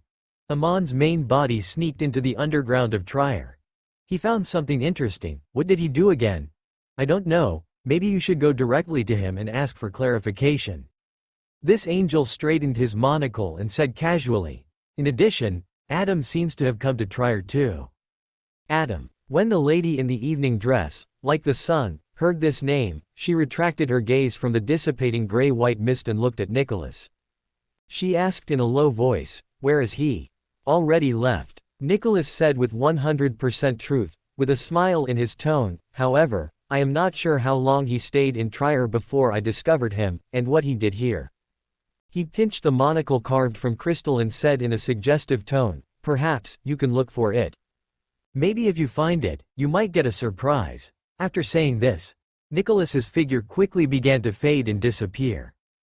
The angel of the Church of the God of Craftsmen, who had been standing quietly aside from the beginning and had a strong scholarly temperament, moved his lips, but did not say a word until Nicholas left. Leone Sauron sneered, "Tisk tisk. I didn't expect that even after becoming a Sequence 2 angel, you still can't get rid of this habit of being afraid to speak when you see people." The angel of the eternal blazing sun church, with the temperament of the sun, hurriedly left after confirming that the gray mist had completely shrunk back into the deeper underground. The mute angel of the Church of the God of Craftsmen also ignored the classic dead mouth of the hunter and left quickly. Underground Trier is very dangerous. In the case of involving high-level matters, the higher the sequence, the more dangerous it is. Even angels cannot stay for long. Within the Euclidean space, the sky is a brilliant Milky Way, and countless concepts and microcosms are projected onto the sky of this world. This is a microcosm of the entire planet. Countless mountains, oceans, continents, mists, islands, and various buildings, as well as humans walking in it, lushly growing vegetation, and various strange extraordinary creatures are all encompassed in this space. Tang, who had ascended to this dimension, took out the surveying book for observing stars from the system space. The surveying book flipped frantically, stopping on several pages. Amon's figure was instantly wrapped in countless brilliant crystals after ascending to this space. His thinking became stiff, but in an instant, he instinctively made an effective resistance. That was light. God said, "Let there be light." Brilliant, crazy, and terrifying waves of sunlight swept wildly within the Euclidean space, but they were being banished extremely quickly. Tang threw everything that Aemon had stolen and released into the Sunia Sea's deep-sea ruins. In this space observing the entire world, he could ascend and descend various things at will. This was also one of the reasons why he wanted to pull the battlefield into the Euclidean space instead of fighting Aemon in underground Trier. The inherent mystical power of the Euclidean space wanted to wrap Aemon into a ball and make him a specimen of the worm of time, but the light stolen by Aemon was too powerful, making this covering pollution a little stagnant, unable to solve Aemon in a short time. Something else came in too. The dark demonic wolf Kotar appeared behind Tang. Through the perspective of this ancient god who has survived since the Second Epoch, Tang saw what had entered the Euclidean space with him. It was a strange mass of flesh. One of Amon's clones. In this space, Tang's observation power was magnified to the limit. He easily saw what the mass of flesh contained. Worm of time, worm of spirit, and worm of stars. This is very interesting, isn't it? Aemon, wrapped in the Euclidean space, pinched the monocle he was wearing in his left eye socket. He is a Sequence 1 angel, not a clone, not so easy to be solved. At this time, the former king of angels curled up the corners of his mouth. Tang suddenly understood what Amon's preparation was. He wanted to throw this mass of flesh directly back into the real world, but he stopped again. Why don't you act? I think you should act as you please, shouldn't you? As long as you do this, wouldn't the bloodline curse that has plagued Abraham for so long be directly resolved? Aemon asked Tang with a smile, but the words in his mouth were sharp and chilling. Or are you saying that none of you want to see the return of Bethel? Bethel Abraham, Mr. Door. The Worm of Time, the Worm of Spirit, and the Worm of Stars are essential elements for Mr. Door's return. Amon's helper is Bethel Abraham, the Angel King of the Apprentice Pathway, Sequence 1, who was exiled jointly by the Night and Storm during the Four Emperors' War, and who was one step away from ascending to the godhood, Mr. Door. And this Angel King, jointly exiled by darkness and storms, now has another identity. Tang felt a bit of toothache. He admitted that the flag he had just set was a little too big. I said that even if the fallen mother personally descended, Amon would have to be killed, but you didn't have to really pull Bethel over. It shouldn't be, it really shouldn't. The wriggling flesh surged wildly, and Tang manipulated the Euclidean space, trying to throw this thing directly into several other special dimensions. As a special area with the authority of dimension and observation, the Euclidean space is not only connected to the two dimensions of the real world and the Euclidean space.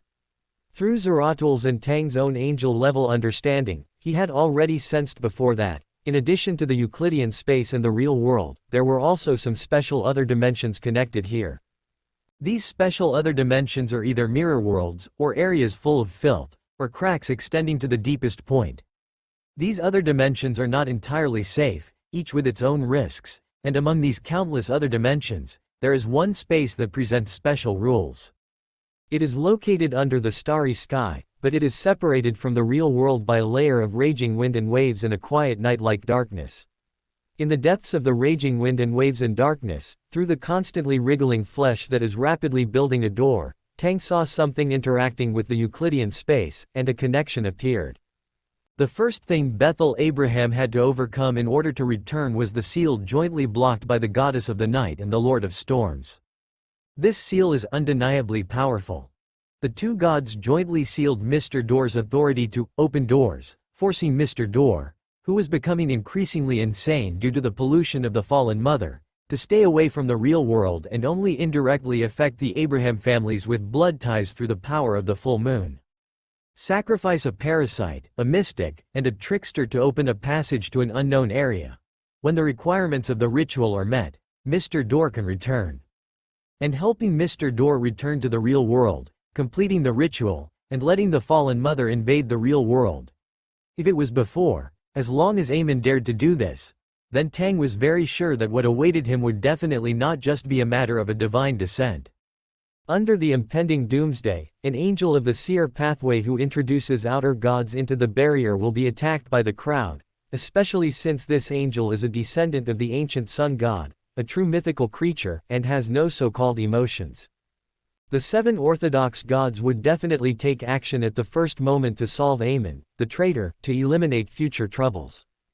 But if Mr. Door is allowed to invade the Euclidean space, if Tang now throws the gate of teleportation back into the real world, then it means that Mr. Door's ritual is directly completed, and all the gods and angels should prepare to fight with a crazy god who has been polluted by the fallen mother and is the most proficient in teleportation in space.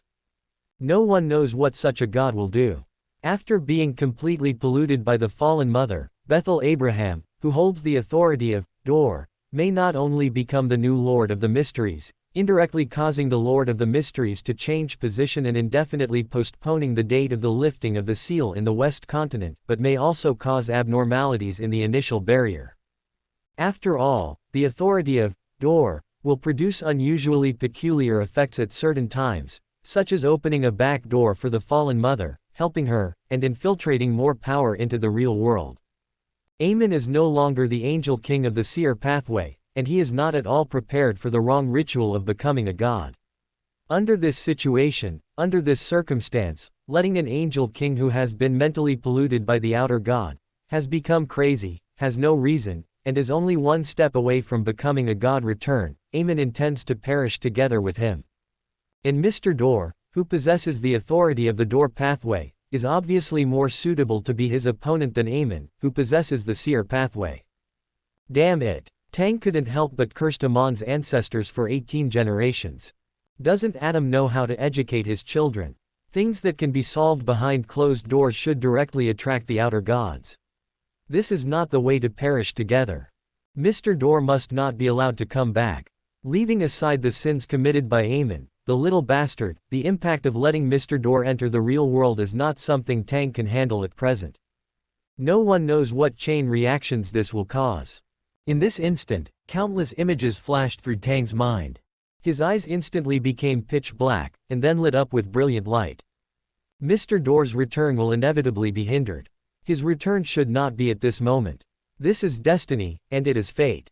Two historical void images rapidly materialized from Tang's retracted hand, and they separated from the mist of history. One is Klein Moretti, with the temperament of a scholar, wearing a silk top hat, and with a peaceful expression, and the other is a conqueror with an iron-blooded temperament and a strong bloody smell. Drag him until he is completely assimilated by this space. After leaving the mist of history, the figure wearing a silk top hat turned his gaze to Amon, who was still bursting with brilliant light and smiling as he watched this drama. The conqueror with an iron-blooded temperament and a strong bloody smell stretched out his hand and took out a 3-meter-long scepter with many patterns and mysterious symbols from the void of history. Sun Scepter. The angel of sequence 1 aimed the scepter in his hand at the leisurely Amon and whispered, "Praise the sun." The gate of wriggling flesh was rapidly being built. By using the special nature of this Euclidean space, the other dimension that imprisoned Mr. Door was also presented. After a connection was made in mysticism, it would probably not be difficult for Bethel Abraham to try to get rid of the seal and use his own authority to open a gate in the Euclidean space that directly connected the two spaces. Tang's fingers slid rapidly in the air, and his spirituality ignited in midair. He quickly drew complex mystical symbols and corresponding magical symbols. Pitch black and deep, yet brilliant and unusual, his eyes, filled with contradictions, rapidly presented scene after scene. This was the qualitative change obtained by the divinator's extraordinary power at the angel level. By rapidly recalling the content related to the open double-angle bracket Book of the Dead close double-angle bracket, Tang found many ritual magics involving the fields of contract, seal, and exorcism. He began to replicate the construction of the various mystical symbols involved in these ritual magics by consuming his spirituality, in order to construct the insane knowledge corresponding to the Necronomicon, and drive those activated knowledge to seal the door. But that wasn't enough. It was impossible to throw this thing out. With the other party holding the authority of door, it was also impossible to directly close the connection between the Euclidean space and the area where Mr. Door was located, forcibly interrupting the formation of the return ritual.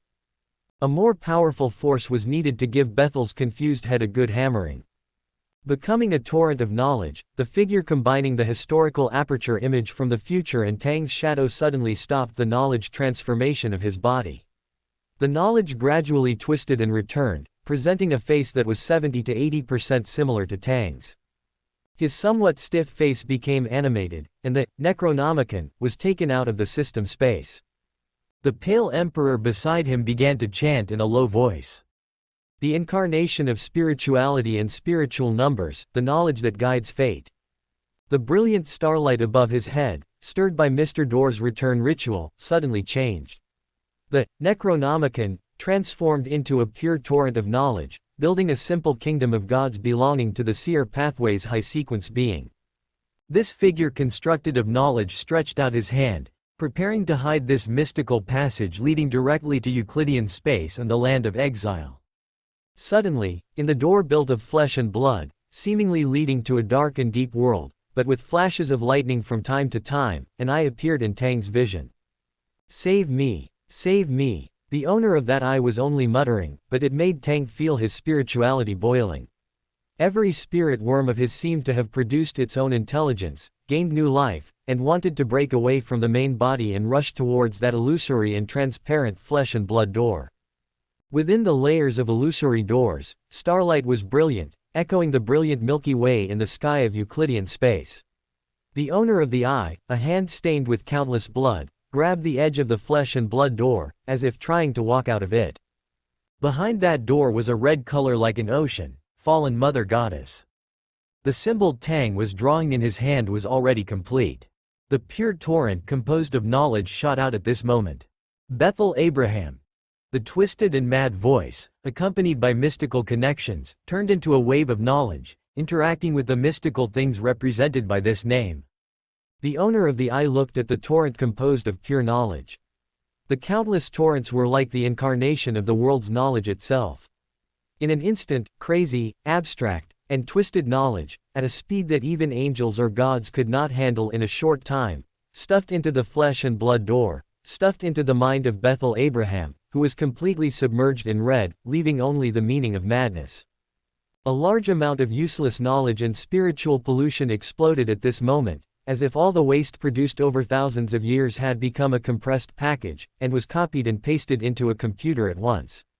The compressed, and recompressed knowledge suddenly began to decompress when it came into contact with the computer, turning the entire computer into scrap iron with an intensity exceeding the computer's load. The destructive power caused by this state would inevitably cause the head of anyone below an angel to explode on the spot. This was a true sense of knowledge infusion. If it could not be processed, it would really burn the brain to the point of explosion. The mystical symbol of the flesh and blood door became unstable under the crazy impact of this countless knowledge. The hermit was best at hiding various mystical information. He wanted to add a big lock to the space where Bethel Abraham was located, under the current situation where he was bound by the information torrent. Tang swung the symbol in his hand, integrated countless crazy and mixed knowledge, and slammed it into that door. Closing the door, ritual magic began to seal the door. Crimson was temporarily forced back. Amidst the countless exploding knowledge, Mr. Door's voice seemed to be far away and near, and just hearing it made one's spirituality grow. The figure, like knowledge itself, now had to directly erase the ritual of sacrificing one mystic, one arcanist, and one parasite to return, from a mystical sense, rendering the ritual itself invalid. But the hand gripping the door still held tightly to the edge of the flesh and blood door, without the slightest intention of letting go. Save me! Save me! Why don't you save me? Why don't you save me? The eye floating in the darkness was full of madness and cruelty. Every word spoken by this king of angels, who had been exiled for hundreds of years, seemed to stir the stars in the sky. This crazy force drove the stars in the real world to also flicker. Mr. Door's return ritual was beginning to affect the real world. The return of the door concept would cause all forces involving the concept of sealing to fail. This was very likely to cause the riots of multiple sealed items sealed by the church, and may cause many dangerous, sealed places to also be affected in an irreversible way. Tang was preparing to directly close the Euclidean space, allowing Mr. Door to return to this space now, temporarily separating the high-dimensional space and the low-dimensional space, in order to achieve the purpose of the second layer of sealing. Absolutely can't let Mr. Door come back. Damn Amen, I curse your ancestors for 18 generations. If I don't leave your whole person behind today, my name isn't Ramde. Tang gritted his teeth. After being promoted to an angel, he didn't expect that Amen would give him the first lesson. Never underestimate an angel, especially when you think you only have a sure chance of winning. The flesh and blood door was blasted open by crazy knowledge. The loss of the concept made Mr. Door even more violent. With the ritual itself being hidden, this king of angels of the apprentice pathway was already eager to break away from this space and return to the real world. Amen dodged the conqueror's close combat while evading the grafting of the mystical servitor, and stole the pollution of the surrounding Euclidean space to him, allowing the avatar to constantly replace the fate of being turned into a specimen. Although this caused Amon's avatar and extraordinary characteristics to disappear rapidly, he still appeared calm and unhurried. He seemed to have some trump cards. No, don't save me. Don't save me, don't save me, don't save me. Having been blasted by a round of crazy knowledge, Mr. Door, who was trying to struggle into the real world, suddenly woke up for a moment. He looked at his hands, at the ocean behind him, at the crazy knowledge, at Tang, at Amen and the strange phenomena outside the door, and his eyeballs protruded. Don't save me, don't save me, save me. Save me, save me. Mr. Door's condition is just like those patients with schizophrenia, no, even more serious than them. At least, before patients with schizophrenia have enough extraordinary power to destroy the world, under control, they can only indulge in their own world. Save me, don't save me, don't save me, don't save me. The mental pollution was still exploding crazily behind the door of flesh and blood. Countless starlight and crimson served as the base, and the tide-like waves pushed Bethel Abraham. Tang could vaguely see the world behind Mr. Door through the shattered door of flesh and blood. Besides lightning, storms, and darkness, there was an eternally dark sky with a red moon appearing and disappearing. The avatar of the fallen mother god, occupying the moon of the real world. When Tang saw the moon, he subconsciously looked away. He directly took out the mosaic glasses from the system space and put them on, to avoid irreversible pollution in the upcoming battle because of directly looking at the fallen mother god. The hand grabbing the door of flesh and blood loosened and tightened and loosened, during the confrontation of Mr. Door's self-consciousness. Bethel Abraham, the angel king of the apprentice pathway, only one step away from reaching the position of true God, still maintained a trace of sanity in the face of the fallen mother god's pollution.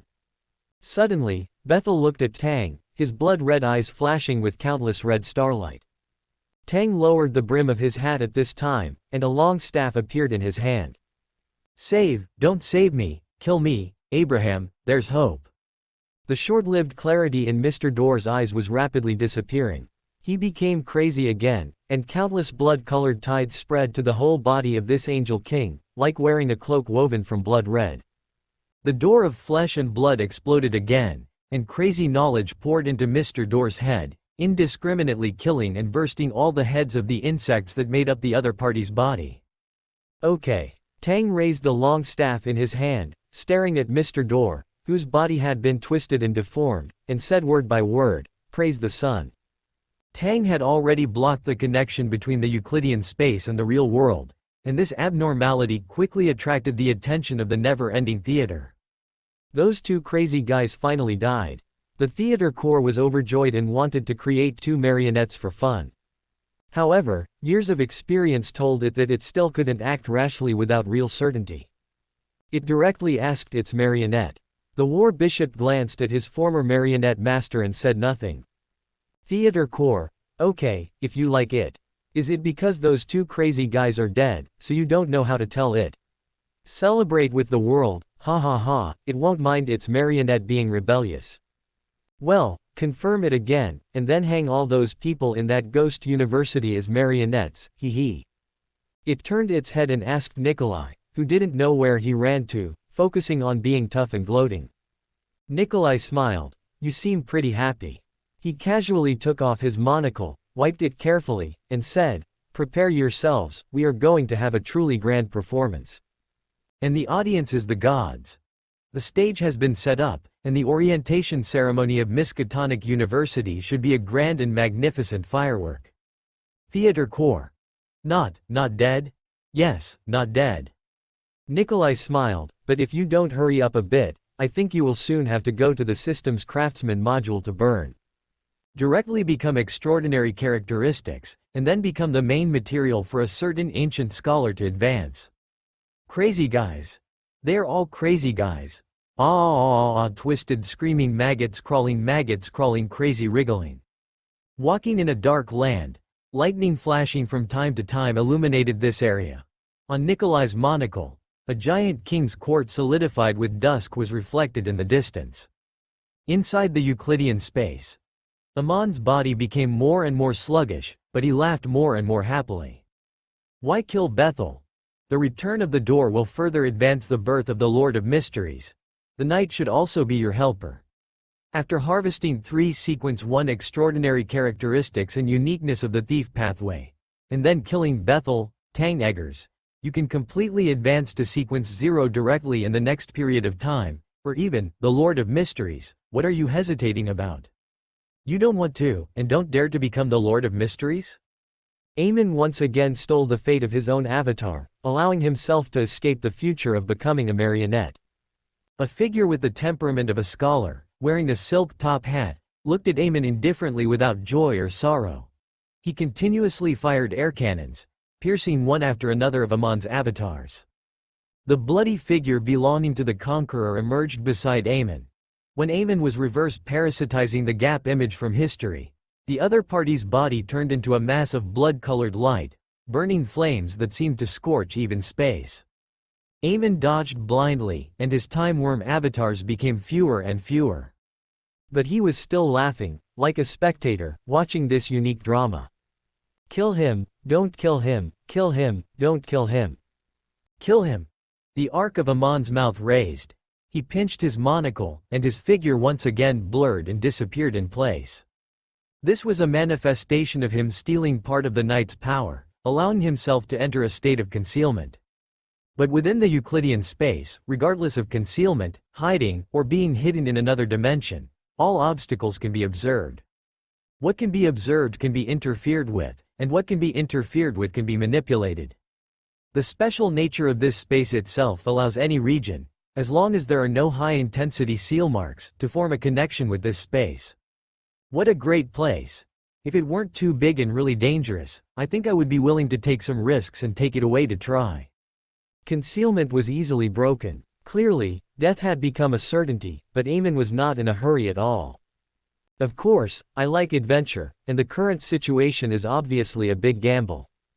Will Bethel kill you and return to the real world, or will you kill Bethel, bringing you one step closer to the birth of the Lord of Mysteries? Tang felt that Amon was really a bit verbose, but he vaguely felt that something seemed not quite right. I always have a feeling of being deceived. He held the Sun Scepter, intending to give Mr. Dor a quick death, but he did not directly attack Bethel, but quickly approached the shadow that seemed to be composed of pure knowledge. The shadow did not give Tang half an eye, and a string of knowledge naturally appeared in his mind. Ignoring all kinds of unrealistic divergent thinking such as, is this the feeling of knowledge brainwash? Knowledge entered my head in a vicious way. Tang directly read what he wanted from the corresponding knowledge.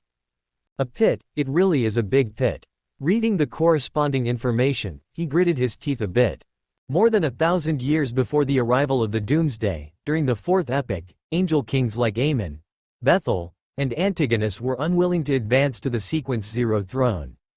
The biggest problem was that it concerned the awakening of the consciousness of the Heavenly Lord of primordial beginning. The closer to Doomsday, the weaker the Heavenly Lord's consciousness became.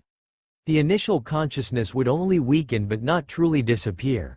In this situation, Bethel's uniqueness, the uniqueness of the mysterious servants, and even Amon's uniqueness all possessed strong pollution from the Heavenly Lord's consciousness. This kind of spiritual imprint would attract each other, and all high-ranking members of the three families of the seer pathway could become the next Heavenly Lord of primordial beginning. Upon reaching the angel level, the law of convergence between extraordinary characteristics of adjacent pathways would undergo substantial changes. The connection between extraordinary characteristics brought about by convergence would not only produce ripples in fate but also manifest as tangible phenomena. Bethel Abraham's condition was clearly abnormal. Something was wrong. In this situation, suffering the Mother Goddess's pollution, without the first blasphemy slayed to withstand the Mother Goddess's pollution. Once Bethel Abraham truly died, his three-star key extraordinary characteristics and the apprentice pathway's uniqueness would, according to the law of convergence of extraordinary characteristics, immediately gravitate towards nearby extraordinary individuals from the three families of the seer pathway. What? Amon is a sequence one-time worm, approaching him is the most likely outcome. But this is the Euclidean space. From the perspective of authority and symbol, possessing similar authority and being a high-ranking member of the seer pathway, in a 1+1 situation, this attraction is greater than Amon's. Moreover, the apprentice pathway's uniqueness and extraordinary characteristics all carried a pollution concentration so strong that even the system found it difficult to resolve. Simply put, it's like the fallen mother sincerely extending an invitation. I want to have a child with you. Once Bethel Abraham died, following the tangible changes produced by the law of convergence of extraordinary characteristics, and with the sealing effect greatly reduced after losing its vessel, the extraordinary characteristics would exude and directly enter the real world before the door of flesh and blood completely collapsed. If the door of flesh and blood were directly shattered before this, under the pollution of the fallen mother, these three extraordinary characteristics would continue to suffer from difficult-to-remove pollution. Without a vessel to share the power of pollution, if someone wanted to advance to door in the future, the greatest danger would be the extraordinary characteristics themselves, because this would be equivalent to becoming the second Mr. Door. Completely blocking the path to godhood of the apprentice pathway, delaying the birth of the Lord of the Mysteries indefinitely in a true sense. This is what the Mother Goddess wants to see. As an angel of the thief pathway and an angel of the seer pathway, Tang and Amon clearly did not want this to happen. But why is Amon still doing this? His primary goal is to escape, and secondly, if Mr. Door dies, knowing clearly that I and the goddess of the night are standing on the same front, in order to prevent the delay of the Lord of the Mysteries' birth, I must try to collect those 3 extraordinary characteristics and the uniqueness. Things with pollution so concentrated are not even safe in the system warehouse.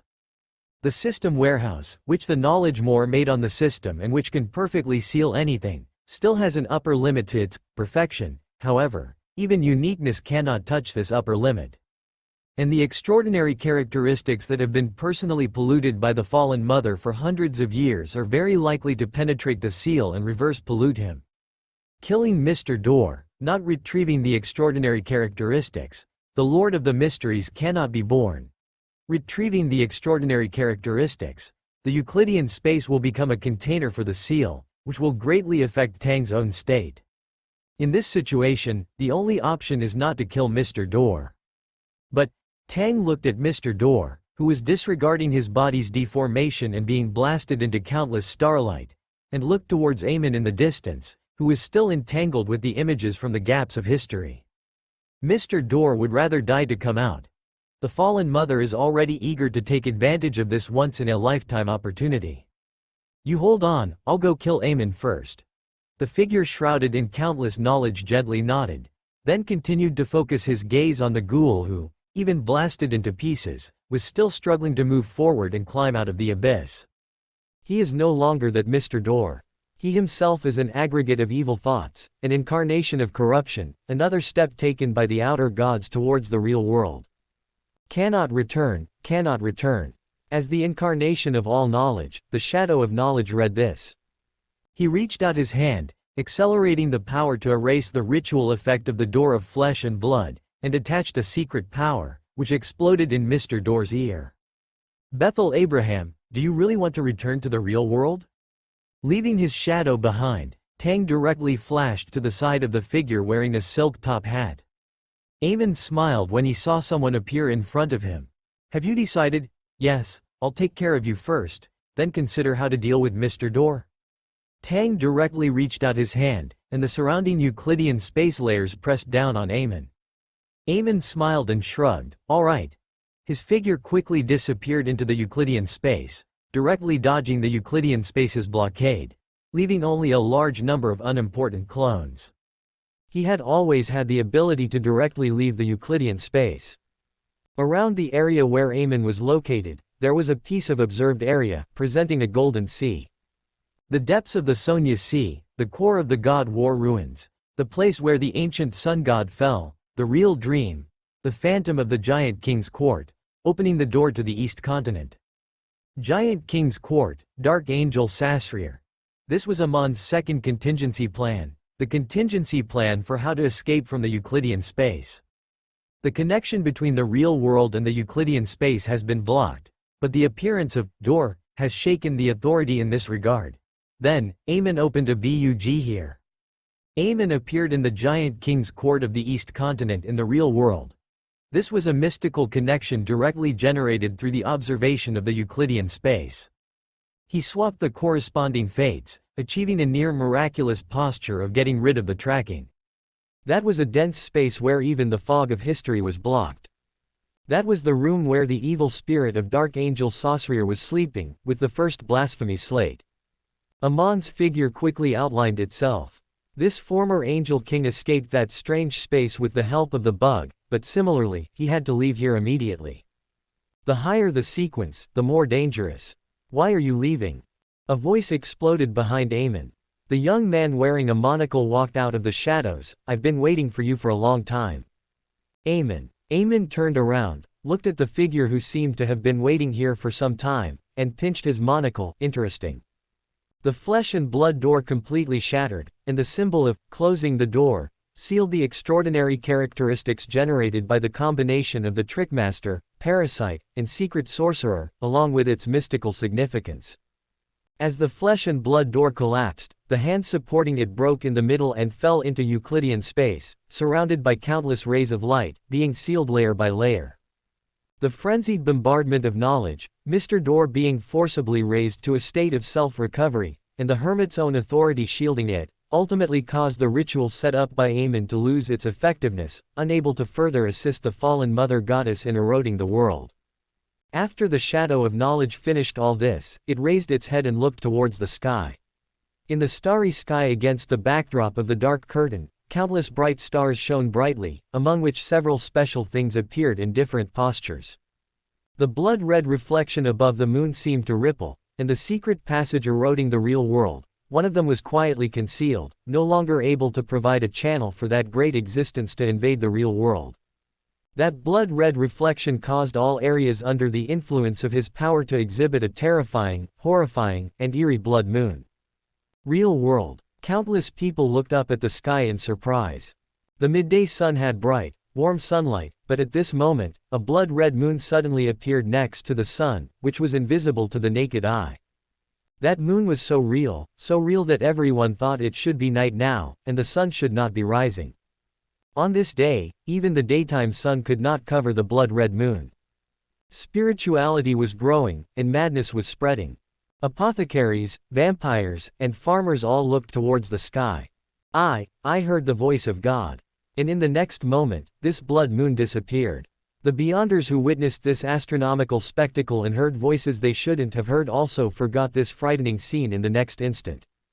The astral world, a peaceful night, a region full of storms and oceans, a celestial kingdom filled with bright sunshine, a high tower, a kingdom of God full of dim yellow sunlight. The gods gazed at the changes quietly happening outside the barrier, remaining silent. This was a struggle involving dimensions and spatial levels, and none of the 7 gods possessed similar authority. And Mr. Door, Bethel Abraham, had to return. Perhaps some of them knew about Amon's affairs, but none of them took action to stop it. They prepared for the worst and waited to see what would happen.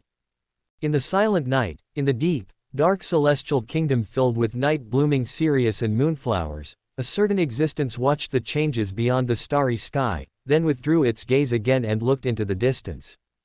Within Euclidean space, after erasing the mystical influence of the moon, the shadow of knowledge seemed unable to maintain this image from the gaps of history. The Book of the Dead returned to the system space, and it was gradually erasing itself, returning to the historical fog along with several other historical gap images. The severed hand floated peacefully in Euclidean space, and specks of blood-colored light poured out from its severed part, and then, as if purified by some force, it gradually showed specks of normal starlight. In a quiet and peaceful, dark room, 2 angels of the seer pathway stood silently in place. The closer one got to this room, the greater the danger to high-level beings. Amon was a born mythical creature. He clearly knew what dangers were hidden in this area, and he also knew what abnormal changes would occur if he stayed here for too long. This former king of angels coldly looked at the marionette in front of him, and a smile appeared on the corner of his mouth. Do you want to delay time and let the abnormality completely erupt? No, not really. Nicola Flamel pinched the monocle in his right eye socket and said calmly, I'm just here to deliver a gift. A gift? Amon's gaze moved from Nicola to behind this time worm. Yes, a gift. Nicola smiled and stepped aside, revealing a metallic object behind him. It was 3 meters high, with a metallic shell that seemed completely out of sync with the times, but the surface was covered with various strange symbols. This is a product of the old era, I like to call it. Little boy, can angels create nuclear bombs with their bare hands? The answer is, of course, they can. Empowered with mystical significance, this creation of the never-ending theater was presented before Amon. Why give it such a name? Amon asked. I don't know, just like I said, this is a product of the old era. Nicholas smiled, his figure gradually fading away. He was a projection from Euclidean space into the real world. Even as a marionette, even with the support of the bionic marionette module and uniqueness, Nicola was unwilling to stay in this room for too long. It would make him involuntarily want to betray, wanting to return to the dark and deep sea beneath the surface, as if embracing everything. That's not good. He was very satisfied with his current state and didn't want the bionic marionette module to self-destruct, otherwise he could only be a pure marionette. The entire room was sealed off. Outside the door to this room, mystical symbols and magical emblems engraved a huge ritual magic, praying to a certain god, sealing the room inside and out, preventing Amon from escaping here in a short time. In the realm of ritual magic, when it comes to a large amount of knowledge, ritual elements, and magical symbols, in addition to praying to the god of knowledge and wisdom, which symbolizes the authority of omniscience, there remains the great existence that symbolizes knowledge itself. Ritual magic that directly prays to that great existence will receive the greatest degree of blessing. If it is the ancient sun god, I believe he should be very interested. Like father, like son, Amon should also like his gift. With a snap, Nicholas snapped his fingers. Amon just wanted to directly steal the distance, get away from this thing, and hide on the side of the dark angel Sazlier, using the first blasphemy slate to offset the damage. But as soon as this thought arose, his consciousness suddenly became chaotic. A drop of river water, seemingly encompassing all colors, fell from the sky, dripping beside him. River of eternal darkness.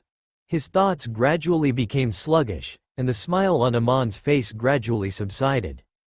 What a troublesome fellow. In front of him, the metallic object suddenly moved. The suddenly rising light spot lit up Amon's lenses, dispelling the surrounding darkness, and waves rushed violently in a circular shape, with more terrifying, distorted things frantically hitting anything around that could be called a cellular structure. Distortion, infection, evaporation, radiation, alteration, creating a barren land. Along with it, the entire palace, frozen by twilight, also experienced an uncontrollable tremor. It exploded. On a certain mountain peak of unknown location, there stood a giant crucifix between reality and illusion. Hanging upside down on the cross was a blurry figure, with ancient wooden stakes piercing through his body, stained with blood that was still flowing but not dripping, nailed to the frame, like an inverted giant, filled with depravity, filth, darkness, madness, and various twisted concepts. This is the kingdom of gods.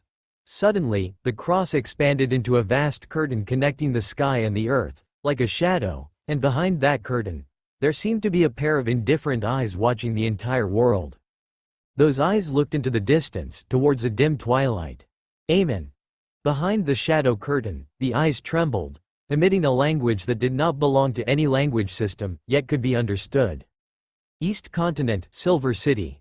The earth trembled slightly, and countless residents of Silver City sensed this undisguised change. What's happening? What's wrong? Earthquake. Gale Bray, the Sequence 3 Silver Knight, clearly felt the anomaly coming from afar. The tall Silver Knight put down the plant in his hand and looked into the distance. That was the direction of the giant court. What anomaly occurred there? Did the Dark Angel move? Did the true Creator take action, trying to retrieve that blasphemous slate? He suddenly moved, his figure disappearing from the spot and appearing in the corresponding area within Euclidean space, seeing Nikolai Flamel, the Sequence 1 angel, carefully admiring a brilliant firework, impacting the walls of the entire Twilight Palace, causing earth and stone to collapse, and even the solidified twilight to tremble greatly. This is. The pupils of Gale Bray, the Silver Knight, dilated slightly. An explosion test, experimenting with applying scientific methods to occult influences, twisting the corresponding concepts, to see if it will cause even greater destruction. Nikolai admired the impact force of this huge bomb, performing precise calculations, using the abilities of a cipher expert combined with the observation of Euclidean space, calculating how much influence this explosion would produce.